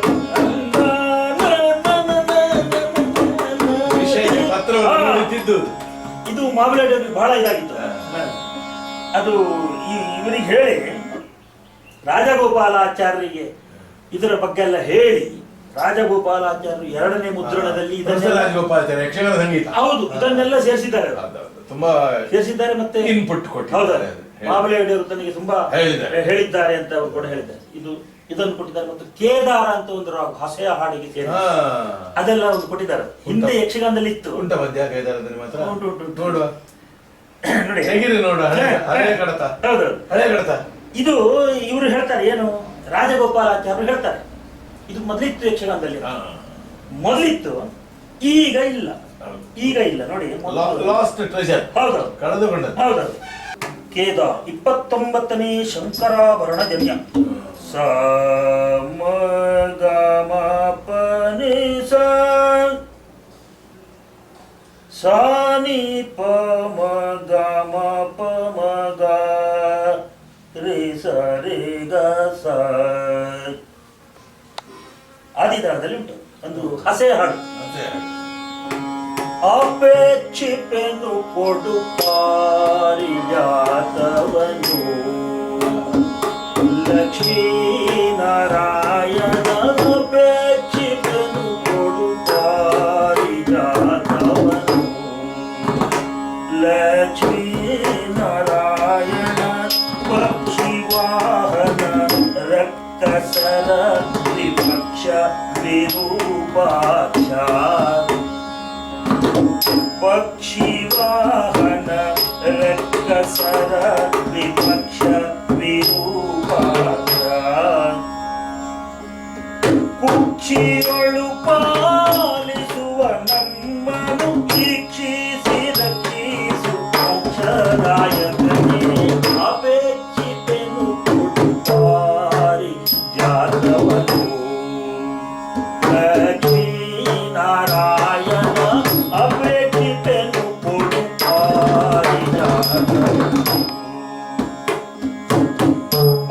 ಬಾಲ ಹಿಮಕರ ಲೋಲ ಮುಕುಟ ವಿಶಾಲ ವನಮಾಲ ಬಾಲ ಹಿಮಕರ ಲೋಲ ಮುಕುಟ ವಿಶಾಲ ವನಮಾಲ ಶೀಲ ಸಜ್ಜನ ಪಾಲ ರಘುಕುಲ ಕಾಲ ಭೂಪಾಲ ಶೀಲ ಸಜ್ಜನ ಪಾಲ ರಘುಕುಲ ಕಾಲ ಭೂಪಾಲ ಮುನಿಜಾಲ ವಂದಿತನೇ ಅಪೇಕ್ಷಿತೆನು ಕೊಡು ಪಾರಿಜಾತವನು ಲಕ್ಷ್ಮೀ ನಾರಾಯಣ ಅಪೇಕ್ಷಿತೆನು ಕೊಡು ಪಾರಿಜಾತವನು.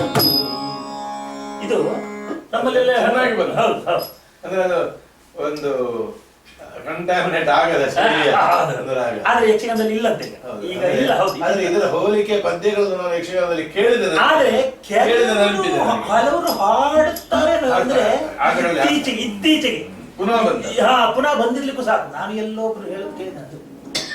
ನಾನು ಎಲ್ಲಿಂದ ನೆನಪಾಗುತ್ತದೆ ಇದೇ ಹೋಲಿಕೆ ರಾಗ ಇದೇ ರಾಗ ಅದು ಅದೇ ನಾನು ಕೇಳಿದೆ. ಹೌದು ಅಲ್ಲ, ಅದು ಒಂದ್ಸಲ ಹೋಗ್ತದೆ ಒಂದ್ಸಲ ಬರ್ತದೆ ಎಲ್ಲ ಆಗ್ತಾ ಇರ್ತದೆ. ಈ ಬಂದಿರ್ಲಿಕ್ಕೂ ಸಾಕು, ಕೆಲವರು ಬಾಯಲ್ಲಿ ಬಂದಿರ್ಲಿಕ್ಕೂ ಸಾಕು. ಮತ್ತೆ ಇನ್ನೊಂದು ಪ್ರಸಿದ್ಧ ರಾಗವನ್ನು ಕೊಡ್ತಾರೆ. ಕಾಂಬೋದಿ ಆಯ್ತಾ? ಕಾಂಬೋದಿ ಆಗ್ಲಿಲ್ಲ, ಎಲ್ಲ ಭೈರವಿ ಆಗಿದೆ. ಭೈರವಿ ಆಯ್ತು, ಕಾಂಬೋದಿ ಅಡವಿಗಿರ ಗಿಡಮರ ಕಲ್ಲುಗಳ ನೋಡಲು ಅರಸಿನದ ಕುಡಿಯಂತೆ ತೋರುತ್ತಿದೆ ತಮ್ಮ. ಸರಿ ಗಮ ಪದ ಸಾನಿ ದ ಪಮಗರಿ ಸಾನಿ ಪದ ಅಡವಿ ಗಿಡ ಮರ ಕಲ್ಲುಗಳನ್ನೆಲ್ಲ ನೋಡಿದರೆ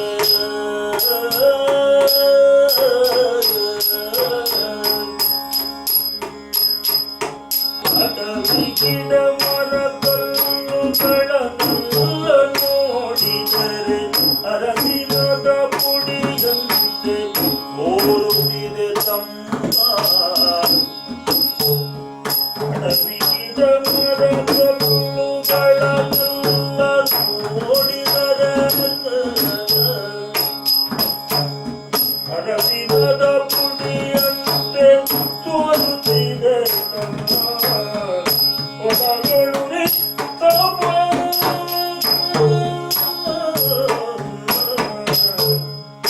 ಒಡಗಳು ನಿತ್ತಮ ಬೇಬಿಡಿದು ಜಠರಾಗ್ನಿಯಲ್ಲಿ ನಡುಗುತ್ತಿದೆ ಕೈ ಕಾಲುಗಳು ಏಳು ತಮ್ಮ.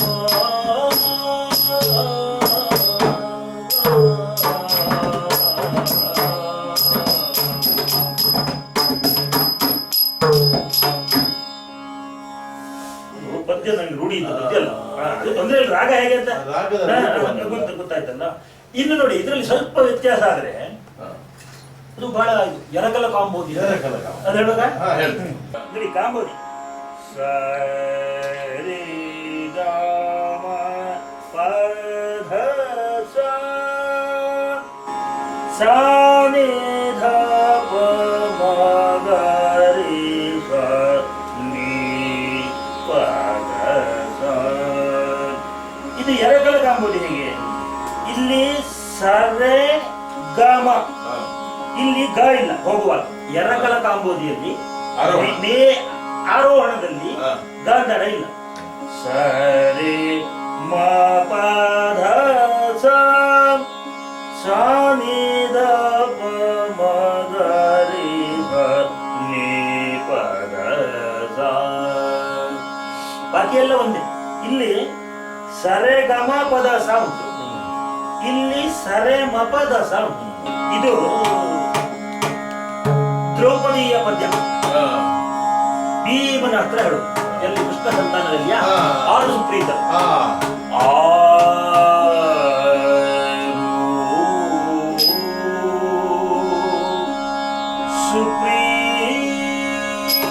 ಸುಪ್ರೀತರು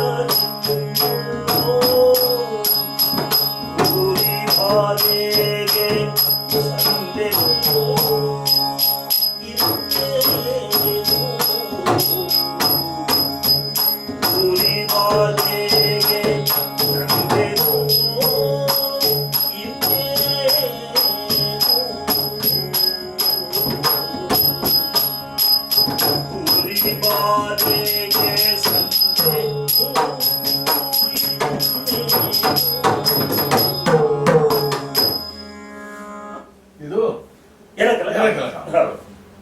ಇನ್ನೊಂದು ತಂದೆಯೊಂದು ಸೇವೆ ಬಂದ ಆಗಾಗ ಹೇಳ್ತಾ ಇರ್ತದೆ ಪ್ರಸಂಗದಲ್ಲಿ ಉಂಟೋ ಇಲ್ವಾ ಎಂತದ್ದು ಮಾವಿನ ಮರದಡಿ ಅದು ಉತ್ತರ ಕನ್ನಡ ಸಭಾ ಲಕ್ಷಣದಲ್ಲಿ ಅದು ಎಲ್ಲೋ ಉಂಟು ಅಂತ. ಅದು ಸ್ತ್ರೀವೇಷದ ಪದ್ಯ. ಹೌದು ಕರೆಕ್ಟ್. ನಿಮ್ಗೆ ಬರ್ತದ ಅದು ಇಡೀ ಇಲ್ಲಿ ಉಂಟು ಈಗ ಬೇಡ ಸಾಕಲ್ವಾ ಇರಲಿ ಒಂದು ಹೇಳುದಾ? ಹಳೆ ಪದ್ಯ ಅಲ್ವಾ ಹಾ, ನೋಡಿ. ಇಡುದು ಯಾಕೆ ಹಾ. ಮಾವಿನ ಮರಗಳಿಲ್ಲ ಅಲ್ಲಿ ಗೋವಿದ ಗಿರಿಗಳಿಲ್ಲ ಹೌದೌದು. ಮಾವನ ಮಗನ ಬಂದ ಹೌದು. ಇತ್ತವರ ಹೌದು. ಮಾಮನ ಮರ ಕೃಷ್ಣನ ಮಾನವ ಯಾರೇ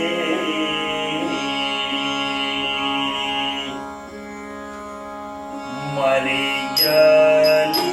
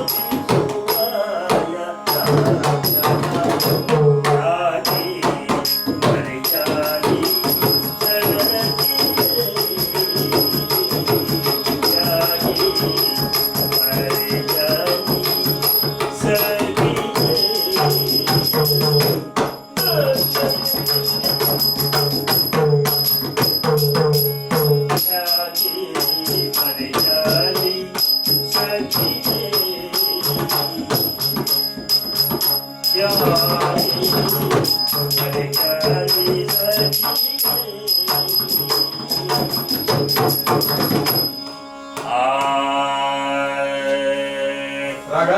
ರಾಗ ಮೇಚಾಳಿ ಮೇಚಾಳಿ ಭೀಷ್ಮ ಪರ್ವದ ಮಧ್ಯವ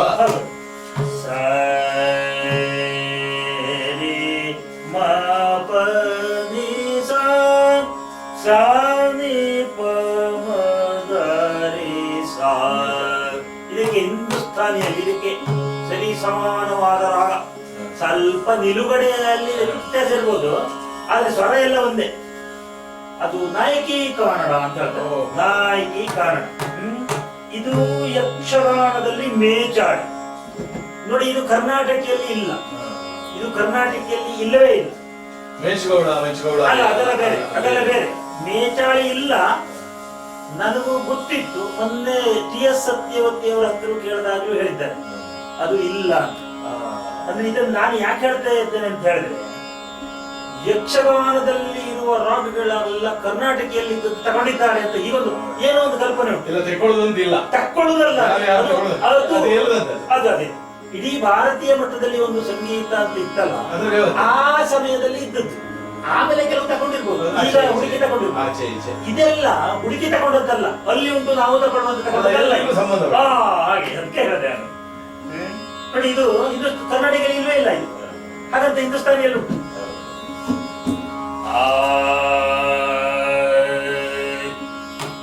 ತಂದೆಯಳಿದ ದಿವಸ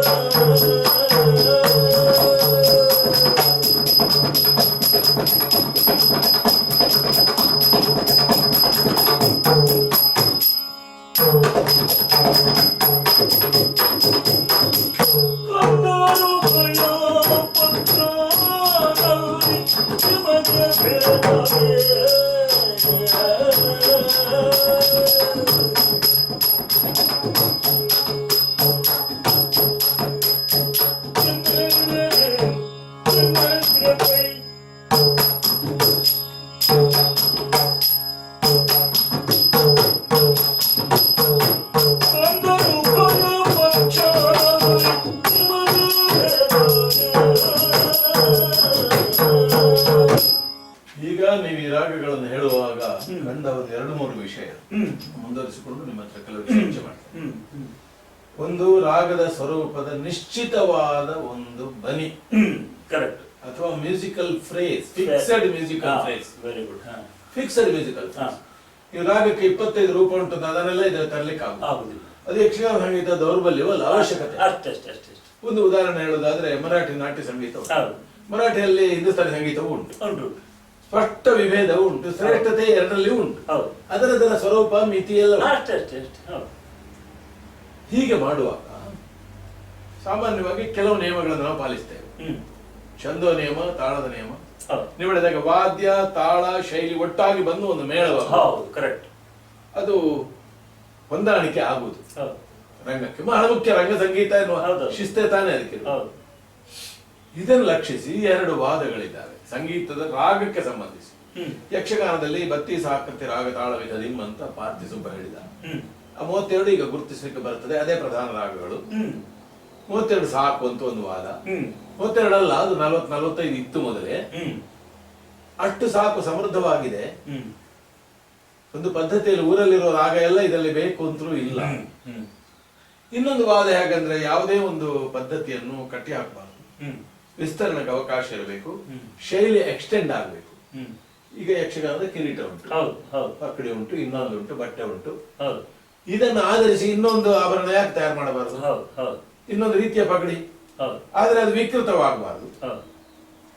ಹಾಗೆ ರಾಗ, ಇಲ್ಲಿ ನಾವು ಯಾವ ಶಿಸ್ತನ್ನು ಈಗ ನೀವು ತೋರಿಸಿದಲ್ಲಿ ಪಾಲಿಸ್ತೇವೋ ಯಕ್ಷಗಾನೀಯವಾದ ಶೈಲಿಯಲ್ಲಿ, ಅದನ್ನು ಇಟ್ಟುಕೊಂಡು ಯಾವುದೇ ಮೆಲಡಿ, ರಾಗ ಅಂತಲ್ಲ, ಬರೇ ಒಂದು ಶೈಲಿಯನ್ನು ಕೂಡ ಕೆಲವು ಸ್ವರಾವಳಿಗಳನ್ನು ಆಧರಿಸಿ ಕೂಡ ರಚಿಸಬಹುದು ಅಂತ ಒಂದು ವಾದ. ಅಂದ್ರೆ ಕೆಲವು ಸ್ವರ ಅಂತಂದ್ರೆ ಈಗ ಒಂದು ಮೆಲೋಡಿ ಉಂಟು. ಕೆಲವು ಈಗ ಉದಾಹರಣೆಗೆ ವೆಸ್ಟರ್ನ್ ಮ್ಯೂಸಿಕ್ ನಲ್ಲಿ ನಾವು ಕೇಳಿದ್ದನ್ನು ಕೂಡ ಅಷ್ಟು ಸಂಗೀತದ ನಮ್ಮ ಸ್ಪಷ್ಟ ಕಲ್ಪನೆ ಇದ್ದವನಾದ್ರೆ ಅವ ಇದಕ್ಕೆ ತರುವುದು ಸಾಧ್ಯ ಅಂತ ಒಂದು ವಾದ. ಅಂದ್ರೆ ಅವನು ಯಾವುದ್ರಲ್ಲಿ ಗಟ್ಟಿ ಇರ್ತಾನೋ ಅದಕ್ಕೆ ಅದನ್ನು ಬಗ್ಗಿಸ್ಲಿಕ್ಕೆ ಆಗ್ತದೆ ಅಂತ. ಹಾಗೆ ಮಾಡುವುದರಿಂದ ಈ ಸಂಗೀತ ಹಾಳಾಗ್ತದೆ ಅಂತ ಒಂದು ವಾದ. ಈಗ ನಾನು ಕೇಳುದು, ನಮ್ಮ ಭಾರತೀಯ ಸಂಗೀತ ಪದ್ಧತಿಯ ರಾಗಗಳೇ 106 ಉಂಟಲ್ಲ, ಹೊಸ ರಾಗಗಳ ಒಂದು ಆಗಮನ ಸ್ವೀಕಾರ ಈಗ ಆಗಿದೆ. ಬೇರೆ ಬೇರೆ ಮಟ್ಟದಲ್ಲಿ ಅವರವರ ಬುದ್ಧಿ ಪ್ರತಿಭೆ ಮಟ್ಟದಲ್ಲಿ ಅದನ್ನು ಮಾಡಿದ್ದಾರೆ. ಸ್ವೀಕರಿಸಬೇಕೇ, ಸ್ವೀಕರಿಸಬಹುದೇ? ಒಂದು ರಾಗವನ್ನು ಹೊಸದಾಗಿ ಇಲ್ಲಿ ತರುವುದಿದ್ರೆ, ಹೊಂದಿಸುವುದಿದ್ರೆ ಯಾವ ತತ್ವಗಳನ್ನು ಪಾಲಿಸಬೇಕು? ನೋಡಿ, ಈಗ ಮಡಿವಂತಿಕೆಯ ದೃಷ್ಟಿ ಏನು ಬೇಕಾಗಿಲ್ಲ, ಬೇರೆ ರಾಗಗಳನ್ನು ತರಬಾರದು ಅಂತೇನಿಲ್ಲ. ಆದ್ರೆ ಒಂದು ಪ್ರಶ್ನೆ, ಈಗ ನೋಡಿ, ಕಾರಂತರು ಊರೆಲ್ಲ ಅಡ್ಡಾಡಿ ಅವರು ಈ ಕಡೆ ಬರಲಿಲ್ಲ, ಇನ್ನೂ ಸಿಕ್ತಿತ್ತು ಕೆಲವು 113 ರಾಗದ ಹೆಸರು ಬಂದಿದ್ದಾರೆ. ಅದರಲ್ಲಿ ಕೆಲವು ಛಂದಸ್ನ ಹೆಸರು ಕೂಡ ಉಂಟು. ಒಂದು 105, 6 ಹೀಗೆ ಮಾಡಿದ್ದಾರೆ ಅಂತ ಇಟ್ಕೊಳ್ಳಿ. ಅದರಲ್ಲಿ ಭಾಗವತರ ಬಾಯಿಂದ ಸಿಕ್ಕಿದ್ದು, ಹಾಡ್ಲಿಕ್ಕೆ ಕೇಳಲಿಕ್ಕೆ ಸಿಕ್ಕಿದ್ದು 62 ಅವರ ಇದುಂಟು, ರಾಗದ ಪರಿಚಯ ಎಲ್ಲ ಮಾಡಿ ಕೊಟ್ಟಿದ್ದಾರೆ. ಹೌದು, ಅದು ಆಗ ಹಾಡ್ತಾ ಇದ್ದದ್ದು, ಆಗ ಭಾಗವತರ ಬಾಯಿಂದನೇ ಕೇಳಿದ್ದು, ಈ ಫೀಲ್ಡ್ ಅಲ್ಲಿ ಬಳಕೆ. ಹೌದು, ಆಗ ಬಳಕೆಯಲ್ಲಿತ್ತು. ಈಗ ಅದಿಲ್ಲ. ಈಗ ಅದು ಎಲ್ಲ 62 ಇಲ್ಲ, ಕೆಲವಿಲ್ಲ, ಕೆಲವು ಉಂಟು, ಆದ್ರೆ ಸರಿ ಇಲ್ಲ. ಇದ್ದದ್ದನ್ನೇ ಸರಿಯಾಗಿ ಉಳಿಸಿಕೊಳ್ಳಿಕ್ಕೆ ಆಗದೆ ಇರುವಾಗ ಹೊಸ್ತನ್ನು ತರುವುದು ಯಾಕೆ? ನಾನು ಹೇಳ್ತೇನೆ, ಈಗ ಆದದ್ದೇನೆಂದ್ರೆ ಇದ್ದದ್ದನ್ನು ಉಳಿಸಿಕೊಳ್ಳಿಕ್ಕೆ ಅವರಿಗೆ ಈ ರಾಗ ಹೀಗೆ ಅಂತ ಹೇಳಿಕೊಡುವವರು ಬಹುಶಃ ಇಲ್ಲವೇನೋ, ಅಥವಾ ಇದ್ದಿರಬಹುದು, ಕೆಲವು ಶಾಲೆಗಳಲ್ಲಿ ಇದ್ದಿರಬಹುದು, ಯಕ್ಷಗಾನ ಕೇಂದ್ರ ಅಂತ ಇರುವಲ್ಲಿ ಇದ್ದಿರಬಹುದು. ಆದರೆ ಇವರು ಅದನ್ನು ಕಲೀಲಿಕ್ಕೆ ಇವರಿಗೆ ಮನಸ್ಸಿಲ್ಲದೆ ಇರಬಹುದು. ಇದೊಂದು ಅವಸ್ಥೆ. ಇನ್ನು ಎರಡನೇದು, ಹೊಸ್ತು ತರ್ತಾ ಇದ್ದಾರೆ. ಯಾಕೆ ಗೊತ್ತುಂಟ? ಹೊಸ್ತು ಸುಲಭದಲ್ಲಿ ಸಿಗ್ತಾ ಉಂಟು ಅವರಿಗೆ. ಒಂದು ಹಿಂದೂಸ್ತಾನಿ ಸಂಗೀತ ಕೇಳ್ದ, ಒಂದು ಭಾಗವತ ಕೇಳ್ದ, ಇದನ್ನು ನಾಳೆ ನನ್ನ ಯಕ್ಷಗಾನದಲ್ಲಿ ಸೇರಿಸುವ ಇದನ್ನ ಅಂತ ಕಾಣ. ಒಂದು ಸಿನಿಮಾ ಪದ್ಯ ಕೇಳ್ದ, ಅಲ್ಲಿ ಸುಲಭ ಗ್ರಹಣಕ್ಕೆ ಸಿಗ್ತದೆ. ಈಗ ಇದ್ದದ್ರಲ್ಲಿ ಸುಲಭ ಗ್ರಹಣಕ್ಕೆ ಸಿಗ್ತದೆ. ಇದು ಅದರ ಸ್ವರ ಎಂತದ್ದು ಅದೆಲ್ಲ ಬೇಕಾಗಿಲ್ಲ ಅವನಿಗೆ. ಸಂಸ್ಕೃತಿಯ ಪ್ರಕಾರಗಳೆಲ್ಲ ಇದೆ. ಈಗ ಸುಲಭವಾಗಿ ಅವನಿಗೆ ಒಂದು ಐಟಮ್ ಸಿಕ್ತು, ಹಿಂದೂಸ್ತಾನಿ ಇದನ್ನೇ ಕೇಳಿ, ಅದು ತಪ್ಪು ಅಂತಲ್ಲ. ಆದರೆ ಅವನು ಅದನ್ನು ಹೇಗೆ ಯಕ್ಷಗಾನ ಶೈಲಿಗೆ ಅಳವಡಿಸಿದ್ದಾನೆ ಅದು ಮುಖ್ಯ. ಈಗ ಅವನು ಹೇಗೆ ಅಳವಡಿಸಿದ್ದಾನೆ ಅನ್ನೋದು ಮುಖ್ಯ. ಈಗ ಅವ ಸರಿಯಾಗಿ ಅಳವಡಿಸಿದ್ದಾನ, ಎಂದು ನಿರ್ಣಯಿಸುವವರು ಯಾರು? ಹಾಗಿದ್ರೆ ಅವ ಸರಿಯಾಗಿ ಅಳವಡಿಸಿದ್ದಾನೆ ಅನ್ನೋದಕ್ಕೆ ಮಾನದಂಡ ಏನು? ನಾನೊಬ್ಬರದ್ದು ಕೇಳಿದೆ, ಈಗ ಮುನಿಸುತ್ತ ರವಿ ಫೇಸ್ಬುಕ್ ನಲ್ಲಿ ಬಂದಿದೆ, ದೊಡ್ಡ ಭಾಗವತರು ಇರ್ಲಿ, ನಂಗೂ ಗೊತ್ತಿಲ್ಲ ಅದು ಸಿನಿಮಾ ಪದ್ಯ ಅಂತ. ಹೌದಾ? ಮುನಿಸುತ್ತ ರವಿ ಅವ ಈ ಸಿನಿಮಾದಲ್ಲಿ ಆಕ್ಟ್ ಮಾಡಿದಾಗೆ ಮಾಡ್ತಾ ಇದ್ದಾನೆ. ಒಂದು ಪಾತ್ರ, ಒಂದು ಹೆಣ್ಣು ವೇಷ, ಗಂಡು ವೇಷ, ಒಂದು ಸಿನಿಮಾದಲ್ಲಿ ಆಕ್ಟ್ ಮಾಡಿದಾಗೆ ಚಂದಾಗಿದೆ ಆಗತ್ತ, ಭಾರಿ ಚಂದಾಗಿದೆ. ಆದ್ರೆ ಯಕ್ಷಗಾನ ಇಂಥವ್ರು ಎಲ್ಲ ಬೇರೆ ರಾಗಗಳನ್ನು ತಂದು ಎಂತ ಮಾಡ್ತಾರೆ? ಯಕ್ಷಗಾನ ಶೈಲಿಯನ್ನು ಕೆಡಿಸ್ತಾರೆ ಅಂತ ನಾ ಹೇಳುದು. ಲಾಭ ಏನು? ನಮ್ಮ ಉದ್ದೇಶ ಏನು? ನಮ್ಮ ವಸ್ತು ಇನ್ನೂ ಬೆಳಿಬೇಕು. ನಮ್ಮ ವಸ್ತು ಯಕ್ಷಗಾನ, ಯಕ್ಷಗಾನವಾಗಿಯೇ ಇದ್ದು ಬೆಳಿಬೇಕು, ಯಕ್ಷಗಾನವಾಗಿಯೇ ಬೆಳಿಬೇಕು. ಯಕ್ಷಗಾನ ಅಂತಿದ್ದದ್ದು ಕೆಟ್ಟು ಮತ್ತೇನೋ ಆಗಿ ಬೆಳೆಯುವುದಲ್ಲ, ಬೆಳವಣಿಗೆ ಅಲ್ಲ. ಇದನ್ನು ಗ್ಯಾರಂಟಿ ಕೊಡೋರು ಯಾರೀಗ? ಈಗ ಬೇರೆ ರಾಗವನ್ನು ತಂದು ನಾನು ಯಕ್ಷಗಾನ ಶೈಲಿಗೆ ಅದನ್ನು ಅಳವಡಿಸಿಕೊಂಡು ಯಕ್ಷಗಾನಕ್ಕೆ ಇದಾಗದಿದ್ದ ಮಾರಕ ಆಗದಿದ್ದ ಹಾಗೆ ಮಾಡ್ತೇನೆ ಅನ್ನೋರು ಯಾರಿದ್ದಾರೆ ಈಗ? ಅದು ಪ್ರಶ್ನೆ ಬರ್ತದೆ ಈಗ.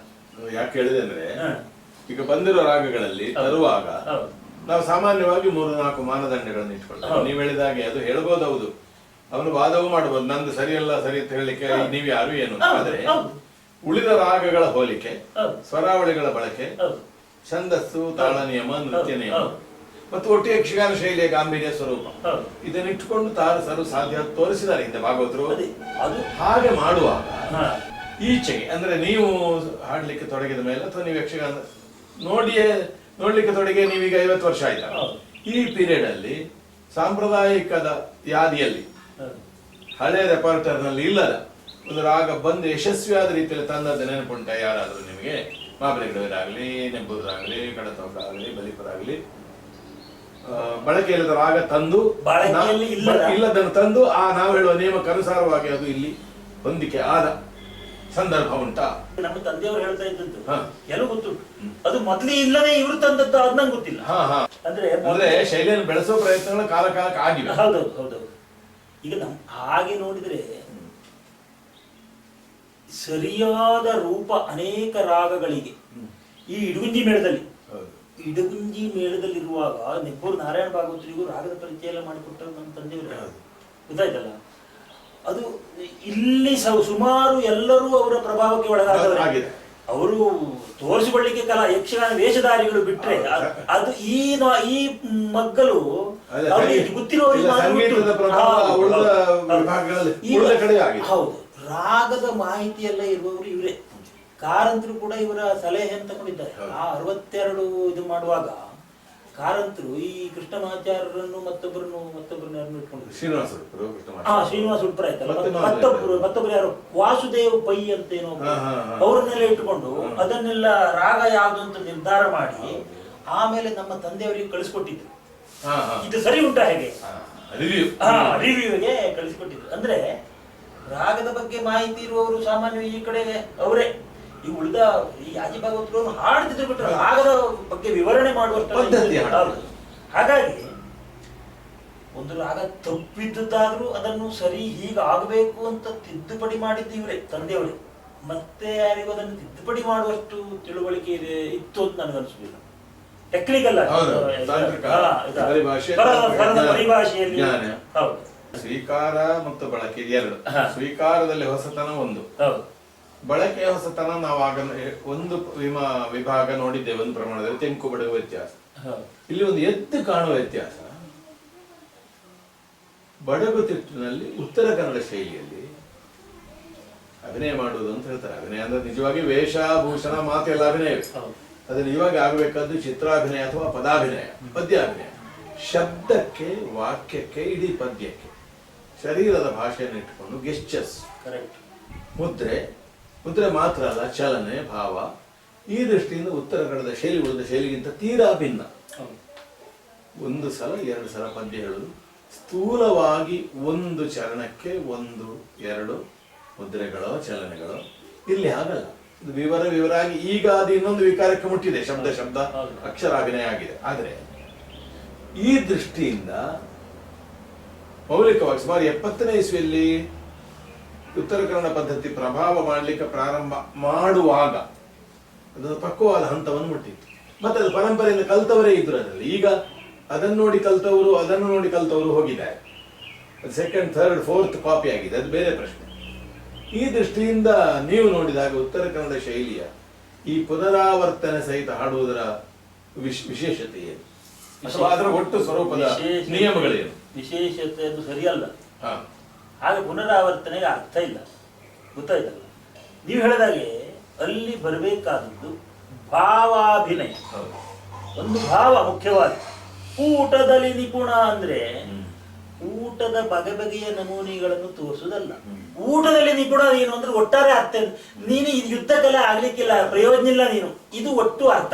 ಊಟ ಮಾಡ್ಕೊಂಡು ಹೊಟ್ಟೆ ತುಂಬಿಸ್ಕೊಳ್ಲಿಕ್ಕೆ ಆಗ್ಬೋದು, ನೀನು ಅದ್ರಲ್ಲಿ ಬಹಳ ಹುಷಾರಿದ್ದೀವಿ ಹೊರತು ಈ ಯುದ್ಧ ಎಲ್ಲ ಆಗ್ಲಿಕ್ಕೆ ಇಷ್ಟೇ ಅದರ ಭಾವ ಇರೋದು. ಅದ್ರಲ್ಲಿ ಊಟ ಉಪ್ಪಿನಕಾಯಿ ನೆಕ್ಕಿದ್ದು, ಪಲ್ಯ ತಗೊಂಡು ಬಾಯಲ್ಲಿ ಹಾಕಿದ್ದು, ಆಪೋಷಣ ಮಾಡಿದ್ದು ಅದು ಎಲ್ಲ ಬರಲೇಬಾರದು. ಅದು ಬಂದ್ರೆ ಕೊನೆಗೆ ಏನಾಗ್ತದೆ ಅಂದ್ರೆ ಇವ ಮಾಡಿ ಮಾಡಿ ಮಾಡಿ ಮಾಡಿ ಕತೆ ಎಲ್ಲಿಗೆ ಬಂದು ನಿಂತಿತ್ತು ಅಂದ್ರೆ ಮತ್ತೋಗ್ಬೋದು. ಕತೆ ಎಲ್ಲಿಗೆ ಬಂದಿತ್ತು ನಿಂತಿತ್ತು ಕಂಟಿನ್ಯೂಟಿ ಹೋಗ್ತದೆ, ಕಂಟಿನ್ಯೂಟಿ ಹೋಗ್ತದೆ. ಅದು ಕಲೆಯ ದಾರಿಯೇ ಅಲ್ಲ, ಗೊತ್ತಾಯ್ತಲ್ಲ.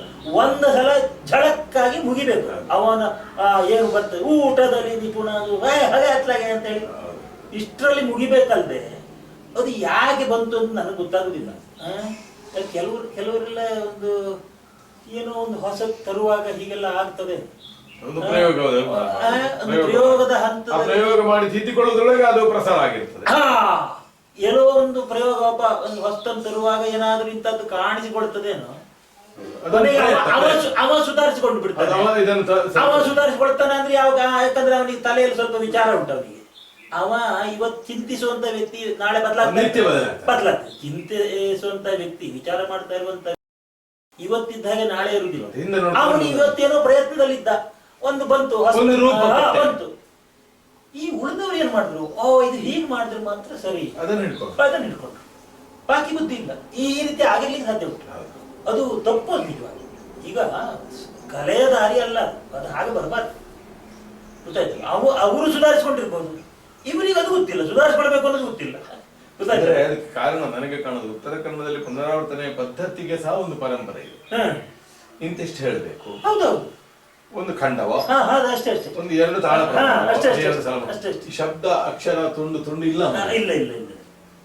ಈ ಪರಿವರ್ತನೆ ಯಾವಾಗಿಂದ ಬಂದಿರ್ಬೋದು? ಯಾವ ಪರಿವರ್ತನೆ? ಈ ತೀರಾ ಒಂದು ಇದನ್ನೇ ಹೇಳುದು, ಇಲ್ಲಿ ನಡೀತಾ ಇರುವ ತಾಳವು ಸುಮ್ಮನೆ ಒಂದು ಕಾಟಾಚಾರಕ್ಕೆ ಅದು ಜೋಡಣೆ, ಬಡಿತವೂ ಅಷ್ಟೇ, ನಿಜವಾಗಿ ಆ ತಾಳದಲ್ಲಿ ನಡೆಯುವುದೇ ಇಲ್ಲ. ಅದು ಈ ತರದ ಒಂದು ವ್ಯವಸ್ಥೆ. ಈಗ ಅದು ಹೇಳುದಿದ್ರೆ ನನಗೆ ಕಾಣುದು, ನಾನು ಅದೇ ಹೇಳಿದ್ನಲ್ಲಿ ಶಂಭು ಹೆಗಡೆ ಅವರು ಈ ರೀತಿಯ ಒಂದು ಪ್ರಯೋಗಕ್ಕೆ ಇಳಿದ್ರು. ಅವರಲ್ಲಿ ಕೋರಿಯೋಗ್ರಫಿ ಎಲ್ಲ ಕಲ್ತ್ಕೊಂಡು ಬಂದಿದ್ರು. ಆ ಒಂದು ಐಡಿಯಾವನ್ನು ಉಪಯೋಗಿಸಿಕೊಂಡು ಇವರು ಏನೋ ಒಂದು ಹೊಸ್ತನ್ನು ಮಾಡಲಿಕ್ಕೆ ಹೊರಟು. ಹೊಸ್ತನ್ನು ಮಾಡಲಿಕ್ಕೆ ಹೋಗುವ ಹಂತದಲ್ಲಿ ಅವ್ರದ್ದು ಕೂಡ ಹಾಗೆ ಇತ್ತು. ನಾನು ನೋಡಿದೆ, ಇದೇನೋ ನಮ್ಗೆ ವಸ್ತು ನಿಜವಾಗಿ ಹೇಳ್ತಾ ಇರೋದು ನಾನು, ಅವ್ರದ್ದು ಹಾಗೆ ಇತ್ತು. ಆದರೆ ಅವರು ಬುದ್ಧಿವಂತ. ಇವತ್ತಿದ್ದಾಗೆ ನಾಳೆ ಇರುವುದಿಲ್ಲ. ಅವರು ವಿಚಾರ ಮಾಡ್ತಾ ಇದ್ರು, ಕೊನೆಗೆ ಸುಧಾರಿಸಿಕೊಂಡ್ಬಿಟ್ರು. ಅಂದ್ರೆ ಪಕ್ವತೆ ಬಂತದ್ರು. ಆದರೆ ಅವರು ಮಾಡ್ತಾ ಇರುವಾಗಲೂ ಚಪ್ಪಾಳೆ ಹೊಡೆಯವರೆಲ್ಲ ಇದ್ರು. ಅವರು ಮಾಡ್ತಾ ಇರುವಾಗಲೂ ಕೂಡ ಏನೋ ಹೊತ್ತಂದ್ರು ಅಂತ ಚಪ್ಪಾಳೆ ಹೊಡೆಯವರು ಇದ್ರು. ಕೆಲವರಿಗೆ ಕಲಾವಿದರು ಹೀಗೆ ಮಾಡಿದ್ರೆ ಚಪ್ಪಾಳೆ ಸಿಗ್ತದೆ ಅಂತ, ಅದೇ ಅಭಿನಯ. ಹಾಗಿದ್ರೆ ಇದೇ ಯೋಗ್ಯ. ಮುಂದೆ ಅವರು ಸುಧಾರಿಸಿಕೊಂಡಿದ್ದಾರೆ ಅಂತ ಇವರಿಗೆ ಗೊತ್ತಿಲ್ಲ. ಇವರು ಸುಧಾರಿಸಿಕೊಳ್ಳಿಕ್ಕೆ ಇವರು ವಿಚಾರ ಮಾಡಲೂ ಇಲ್ಲ. ಅವರ ಕಾಲಕ್ಕೆ ಪಿ.ವಿ. ಹಾಸಿಗಾರರು, ಪರಮಹಾಸಿಗಾರರು, ಶಿವರಾಮಯ್ಯರು ಅವರ ಕಾಲದಲ್ಲಿ ಒಂದು ಪ್ರಮಾಣದ ಪುನರಾವರ್ತನೆ ಇತ್ತಪ್ಪ, ಒಂದು ಪ್ರಮಾಣದ ಪುನರಾವರ್ತನೆ ಇತ್ತು. ಆದರೆ ನನ್ನ ಲೆಕ್ಕ ಈ ಶಬ್ದಕ್ಕೆ ಮಾಡೋದು ಇರಲಿಲ್ಲ. ಈ ಶಬ್ದ ಹಿಡ್ಕೊಂಡು ತಿಕ್ಕುದಿರ್ಲಿಲ್ಲ, ಶಬ್ದ ಹಿಡ್ಕೊಂಡು ಚರಣ ಅಥವಾ ಖಂಡ, ಎರಡು ತಾಳಗಳು ಈ ಹಾಗೆ ಇತ್ತಲ್ಲದೆ ಈ ರೀತಿ ನಿಜವಾಗಿ ಇರಲಿಲ್ಲ.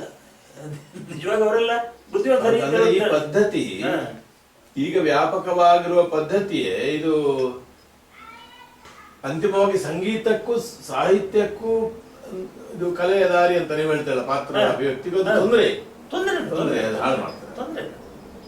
ಕಂಟಿನ್ಯೂಟಿ ಇರಬೇಕು. ಮತ್ತೆ ನೋಡಿ, ಅಭಿನಯ ಅಂದ್ರೆ ಎಂತದ್ದು ಗೊತ್ತುಂಟ? ಅಭಿನಯ ಮಾಡ್ಬೇಕು ಅಂತಲೇ ಮಾಡುದು, ಆದ್ರೆ ಮಾಡ್ಬೇಕು ಅಂತಲೇ ಮಾಡಿದ್ದಾನೆ ಅಂತ ಗೊತ್ತಾಗಬಾರ್ದು. ಇದು ಅಭಿನಯ ಆಗ್ಬೇಕು. ಅಭಿನಯ ಅಂದ್ರೆ ಅವ ತಲೆಯಲ್ಲಿ ತಾನು ಹೀಗೆ ಮಾಡ್ಬೇಕು ಅಂತ ವಿಚಾರ ಮಾಡದೆ ಮಾಡ್ಲಿಕ್ಕೆ ಆಗುದಿಲ್ಲ. ಆದರೆ ಇವ ಮಾಡ್ಬೇಕು ಅಂತಾನೆ ಮಾಡಿದ್ದಾನೆ ಅಂತ ಕಾಣಬಾರ್ದು. ಮಾಡ್ಬೇಕು ಅಂತಾನೆ ಮಾಡುದು, ಸಂಭವಿಸಬೇಕು. ಗೊತ್ತಾಯ್ತಲ್ಲ. ಹಾಗಿದ್ರೆ ಇವ ಊಟ ಎಲ್ಲ 13 ಸಲ 14 ಸಲ ಮಾಡಿದ್ರೆ ಅದು ಅವನ ಕುರಿತಾದ ತಿರಸ್ಕಾರ. ಒಂದು ಸಲವ ಹೆಚ್ಚು, 2 ಸಲವ, ಒಂದ್ಸಲ 1 ಮನಿ ಮಾಡುದು, ಮತ್ತೊಂದ್ಸಲ ಮತ್ತೇನೋ 1 ಮನಿ ಮಾಡುದು, ಅಷ್ಟು ಮಾಡಿದ್ರೆ ಸಾಕಲ್ವಾ? ಈಗ ನಾವು ಮಾಡಿದ ಚರ್ಚೆಯಲ್ಲಿ ಒಟ್ಟು ಯಕ್ಷಗಾನ ಸಂಗೀತದ ಬೇರೆ ಬೇರೆ ಶೈಲಿಗಳನ್ನೆಲ್ಲ ಗೌರವಿಸಿ ತೆಂಕು ಬಡಗು ಉತ್ತರ ಕನ್ನಡ. ಇವುಗಳನ್ನು ಅಂದ್ರೆ ರಂಗಕ್ಕೆ ಆಧಾರ ಸಂಗೀತವೇ ಅಲ್ಲ, ಉಳಿದದೆಲ್ಲ ಅದರ ಮೇಲೆ ಡಿಪೆಂಡ್. ಒಂದು ನಾಟ್ಯಕ್ಕೆ ಲಯವನ್ನು ಒದಗಿಸ್ತದೆ, ಗತಿಯನ್ನು ಕೊಡ್ತದೆ, ಭಾವವನ್ನು ಕೊಡ್ತದೆ. ಇದು ಒಂದು ರೀತಿ ಫೌಂಟೇನ್ ಇನ್ಸ್ಪಿರೇಷನ್. ಇದನ್ನು ಉಳಿಸಿ ಬೆಳೆಸಬೇಕಾದ್ರೆ ನಾವು ರಚನಾತ್ಮಕವಾಗಿ ಈಗಿನ ಕಾಲದಲ್ಲಿ ಏನು ಮಾಡಬಹುದು, what can be done to preserve. ಈಗ ನಮ್ಮಲ್ಲಿ ಏನು ಉಳಿದಿಲ್ಲ, ಹೋಯ್ತಲ್ಲ. ಈ ರೂಪದಲ್ಲಿ ವಿಡಿಯೋ ಸಂಗ್ರಹ, ಆದಷ್ಟು ಆಡಿಯೋ ವಿಡಿಯೋ, ಯಾಕಂದ್ರೆ ಕಲೆಯನ್ನು ತೋರಿಸಿ ಆಗ್ಬೇಕಲ್ದೆ ಬರೆದು ಹಾಗೂ ಕಲಿಸಿಕಾಗಲ್ಲ. ವಿಡಿಯೋಗಳನ್ನು ಅಧ್ಯಯನ ಪದ್ಧತಿಯಲ್ಲಿ ಮತ್ತು ಕಲಿಕೆಯ ಪದ್ಧತಿಯಲ್ಲಿ ಈಗ ಇರೋದಕ್ಕಿಂತ ಭಿನ್ನವಾದ ಪದ್ಧತಿಯಿಂದ ಮಾಡ್ಬೋದು ನೋಡಿ, ಇದನ್ನೆಲ್ಲ ಮಾಡ್ಬೇಕು. ಈಗ ಯಕ್ಷಗಾನ ಕೇಂದ್ರಗಳು ಉಂಟಲ್ಲ, ಅದರಲ್ಲಿ ಇದೆಲ್ಲ ಈಗ ಉಂಟು. ಈಗ ಆಡಿಯೋ ಮೂಲಕ ಕೇಳಿಸುದು ಸಂಗೀತವನ್ನು, ಅಥವಾ ಆ ವಿಡಿಯೋ ಮೂಲಕ ಆ ಅಭಿನಯವನ್ನು ಇದನ್ನೆಲ್ಲ ಮಾಡುದು. ಇದು ಎಲ್ಲ ರೀತಿಯಿಂದ ಸ್ವಲ್ಪ ನಿಮ್ಮ ಕೇಂದ್ರದಲ್ಲಿ ಪ್ರಯತ್ನ ಮಾಡಿದ್ದಾರೆ. ಇಲ್ಲಿ ಆ ಕಡೆ ಎಲ್ಲ ಇಲ್ವಾ? ಇಲ್ಲ, ಕಂಡ ಹಾಗಿಲ್ಲ. ನನಗೆ ಈಗಿನ ಪದ್ಧತಿ ಗೊತ್ತಿಲ್ಲ. ಇದು ಏನಂದ್ರೆ, ಇದು ಎಷ್ಟು ಮಾಡಿದ್ರು ಇದು ಜನರಿಗೆ ಬೇಕು ಅಂತ ಕಾಣ್ಬೇಕಲ್ಲ, ಅದು ಸಮಸ್ಯೆ ಆಗ್ತದೆ. ಈಗ ನೋಡಿ, ಅಧ್ಯಯನ ಮಾಡ್ಬೇಕು ಅಂತ ಆಗ್ಬೇಕು. ಹೌದು, ಯಕ್ಷಗಾನ ಕಲಿಬೇಕು ಅಂತ ವಯಸ್ಸವರು ನನ್ನ ಲೆಕ್ಕದಲ್ಲಿ ಮತ್ತೇನು ಕೆಲಸ ಇದ್ದಿದ್ರು ಯಕ್ಷಗಾನಕ್ಕೆ ಹೋಗೋರಿದ್ದಾರಂತೆ. ಮತ್ತೇನು ಸಿಗ್ಲಿಲ್ಲಪ್ಪ. ನಾನೆಂತ ಮಾಡ್ಲಿಕ್ಕೆ ಅದು ಅವ್ರಿಗೆ ಬಿಟ್ಟಿದ್ದು ಪರಿಸ್ಥಿತಿ. ಹೌದು, ಅಂತ ಆ ರೀತಿ ಪರಿಸ್ಥಿತಿ ಬಂದಿದೆ ಅಂತ. ಯಕ್ಷಗಾನಕ್ಕೆ ಹೋಗ್ಬೇಕು ಅನ್ನೋ ಆಸಕ್ತಿಯಿಂದ ಹೋಗುವುದು ಬಹಳ ಕಡಿಮೆ. ಹಾಗಾಗಿ ಕಲಿಯುವ ಆಸಕ್ತಿ ಮತ್ತು ಕಲಿಯುವವರ ಪ್ರಮಾಣದ ಮಟ್ಟದ ಮೇಲೆ ಕಲೆ ಉಳಿವಿಕೆ. ಹೌದು, ಈಗ ನೋಡಿ, ಅದನ್ನು ಬಯಸೋರು ಬಾಳಿದ್ದಾರಾ, ಆಗ ಕೊಡುವವರು ತಯಾರಾಗ್ತಾರೆ. ಬಯಸೋರೆ ಬಾಳಿದನಂತೆ ಇಲ್ಲ ಅಂತ ಆದ್ರೆ ಕೊಡೋರು ಯಾಕೆ ತಯಾರಾಗ್ತಾರೆ, ಯಾರಿಗೆ ಅಂತ ಕೊಡ್ತಾರೆ ಅವರು. ಇಷ್ಟರಿಂದ ಸಾಕು. ಹಾಗಾಗಿದೆ ಈಗ ಬಹುಶಃ ಹಾಗಾಗಿದೆ. ನೀವು ಈ ಸಂಗೀತದ ರಾಗಗಳ ಸ್ವರೂಪ ನೀವು ಈಗ ಕಲಿತಂತೆ ಹಳೆ ಪದ್ಧತಿಯ ನಾವು ಒಂದು ಸರಳೀಕರಿಸಿ ಸಿದ್ಧವಾದ ಯಕ್ಷಗಾನದ ಶೈಲಿ ಮತ್ತು ಅದರ ಸ್ವರೂಪದಿಂದ ಹಾಡಬಹುದಾದ ರಾಗಗಳ ಪ್ರಸರಣಕ್ಕೆ ಅಥವಾ ಉಳಿಸುವಿಕೆಗೆ ಒಂದು ಪ್ರಯತ್ನಗಳಾದ್ರೆ ನೀವು ಸಹಕರಿಸಲಿಕ್ಕೆ ಸಿದ್ಧರಿ. ಖಂಡಿತ, ಖುಷಿ. ಅಂದ್ರೆ ಅದಕ್ಕೊಂದು ಇದು ಉಂಟು, ಯಾವುದೋ ಒಂದು ಸಿಲೆಬಸ್ ಮಾಡಿಕೊಂಡು ಒಂದು ವ್ಯವಸ್ಥೆ ಮಾಡಿಕೊಂಡು. ಹೌದು, ಅದ ನೀವು ಈಗಾಗಲೇ ಒಂದು ಎರಡು ಕಡೆ ಮಾಡಿರ್ಬೇಕು. ಭಾಷಣ ಮಾಡುದು, ಭಾಷಣ ಮಾಡುದು, ಅದು ನನಗೆ ಸಂತೋಷದ ವಿಷಯ ಆದಿತ್ತು. ನಿಮ್ಮ ತಂದೆಯವರು ಬಹಳ ಕಾಲದಿಂದ ಬಯಸಿದ ವಿಷಯ ಯಕ್ಷಗಾನದ ಸಂಗೀತದ ಬಗ್ಗೆ ಮಾಹಿತಿ ಅಂತ ನಾನು ಹೇಳಿದಲ್ಲ, ಮರ್ಮವನ್ನು ತಿಳಿದು, ಅದೇ ಮಾಹಿತಿ ಅಲ್ಲ, ಅನೇಕ ವಿಷಯಗಳನ್ನು ನೀವು ಹೇಳಿದ್ದೀರಿ. ಮತ್ತು ಈ ದಾರಿಯಲ್ಲಿ ಯೋಚನೆ ಮಾಡುವುದಕ್ಕೆ ನೀವು ಪ್ರಚೋದನೆ ಕೊಟ್ಟಿದ್ದೀರಿ. ಈಗ ನಾವು ಇವತ್ತು ಆದರ್ಶಗಳನ್ನು ಮಾತಾಡಿ ಎಲ್ಲವೂ ಆಗ್ತದೆ ಅಂತಲ್ಲ, ಈ ಆಗುವ ದೃಷ್ಟಿಯಿಂದ ನಮ್ಮ ಈ ಪ್ರಯತ್ನವೂ ಒಂದು ಪ್ರಯತ್ನ. ನಮ್ಮ ಸ್ನೇಹಿತರು ರಾಘು ಕಟ್ಟಿನ ಕೆಲವರು ಅಮೆರಿಕದಲ್ಲಿ ಕನ್ನಡದಲ್ಲಿ ಇದ್ದುಕೊಂಡು ಈ ಸಂದರ್ಶನ ಬಹಳ ಆಸಕ್ತಿ, ದೊಡ್ಡ ಕೆಲಸ. ಏನೋ ಒಂದು ಕಲ್ಪನೆ, ಏನೋ ಒಂದು ಕನಸು ಮಾಡಿದ್ದಾರೆ, ಅದಕ್ಕೆ ನಮ್ಮ ಈ ಸಹಕಾರ. ಇದು ಒಂದೇ ಸಲ ಆಗಲಾರದು, ನಿಧಾನವಾಗಿ ಇದೊಂದು ಪ್ರಭಾವವಾಗಿ ಬೆಳೀಲಿ. ಅದಕ್ಕೆ ನಿಮ್ಮಾಗಿದ್ದವರು ಈಗ ನಿಮ್ಗೆ ಸಾಧ್ಯತೆಯೂ ಇದೆ, ಈಗ ಸ್ವಲ್ಪ ವಿರಾಮವೂ ಇದೆ ನಿಮಗೆ. ನಿಮ್ಮಂತವರ ತಾಂತ್ರಿಕವಾದ ಜ್ಞಾನವನ್ನು ಬಳಸಿಕೊಂಡು ಅದು ಬೆಳೆಸೋಣ ಅಂತ ಹೇಳ್ತಾ ಒಂದು ಈ ಕಾರ್ಯಕ್ರಮಕ್ಕಾಗ್ತದೆ. ಭಾಗವತಿ ವಿಷಯ ಅನುಕೂಲವಾಗಿ ಒಂದು ಮಂಗಲ ಮಧ್ಯ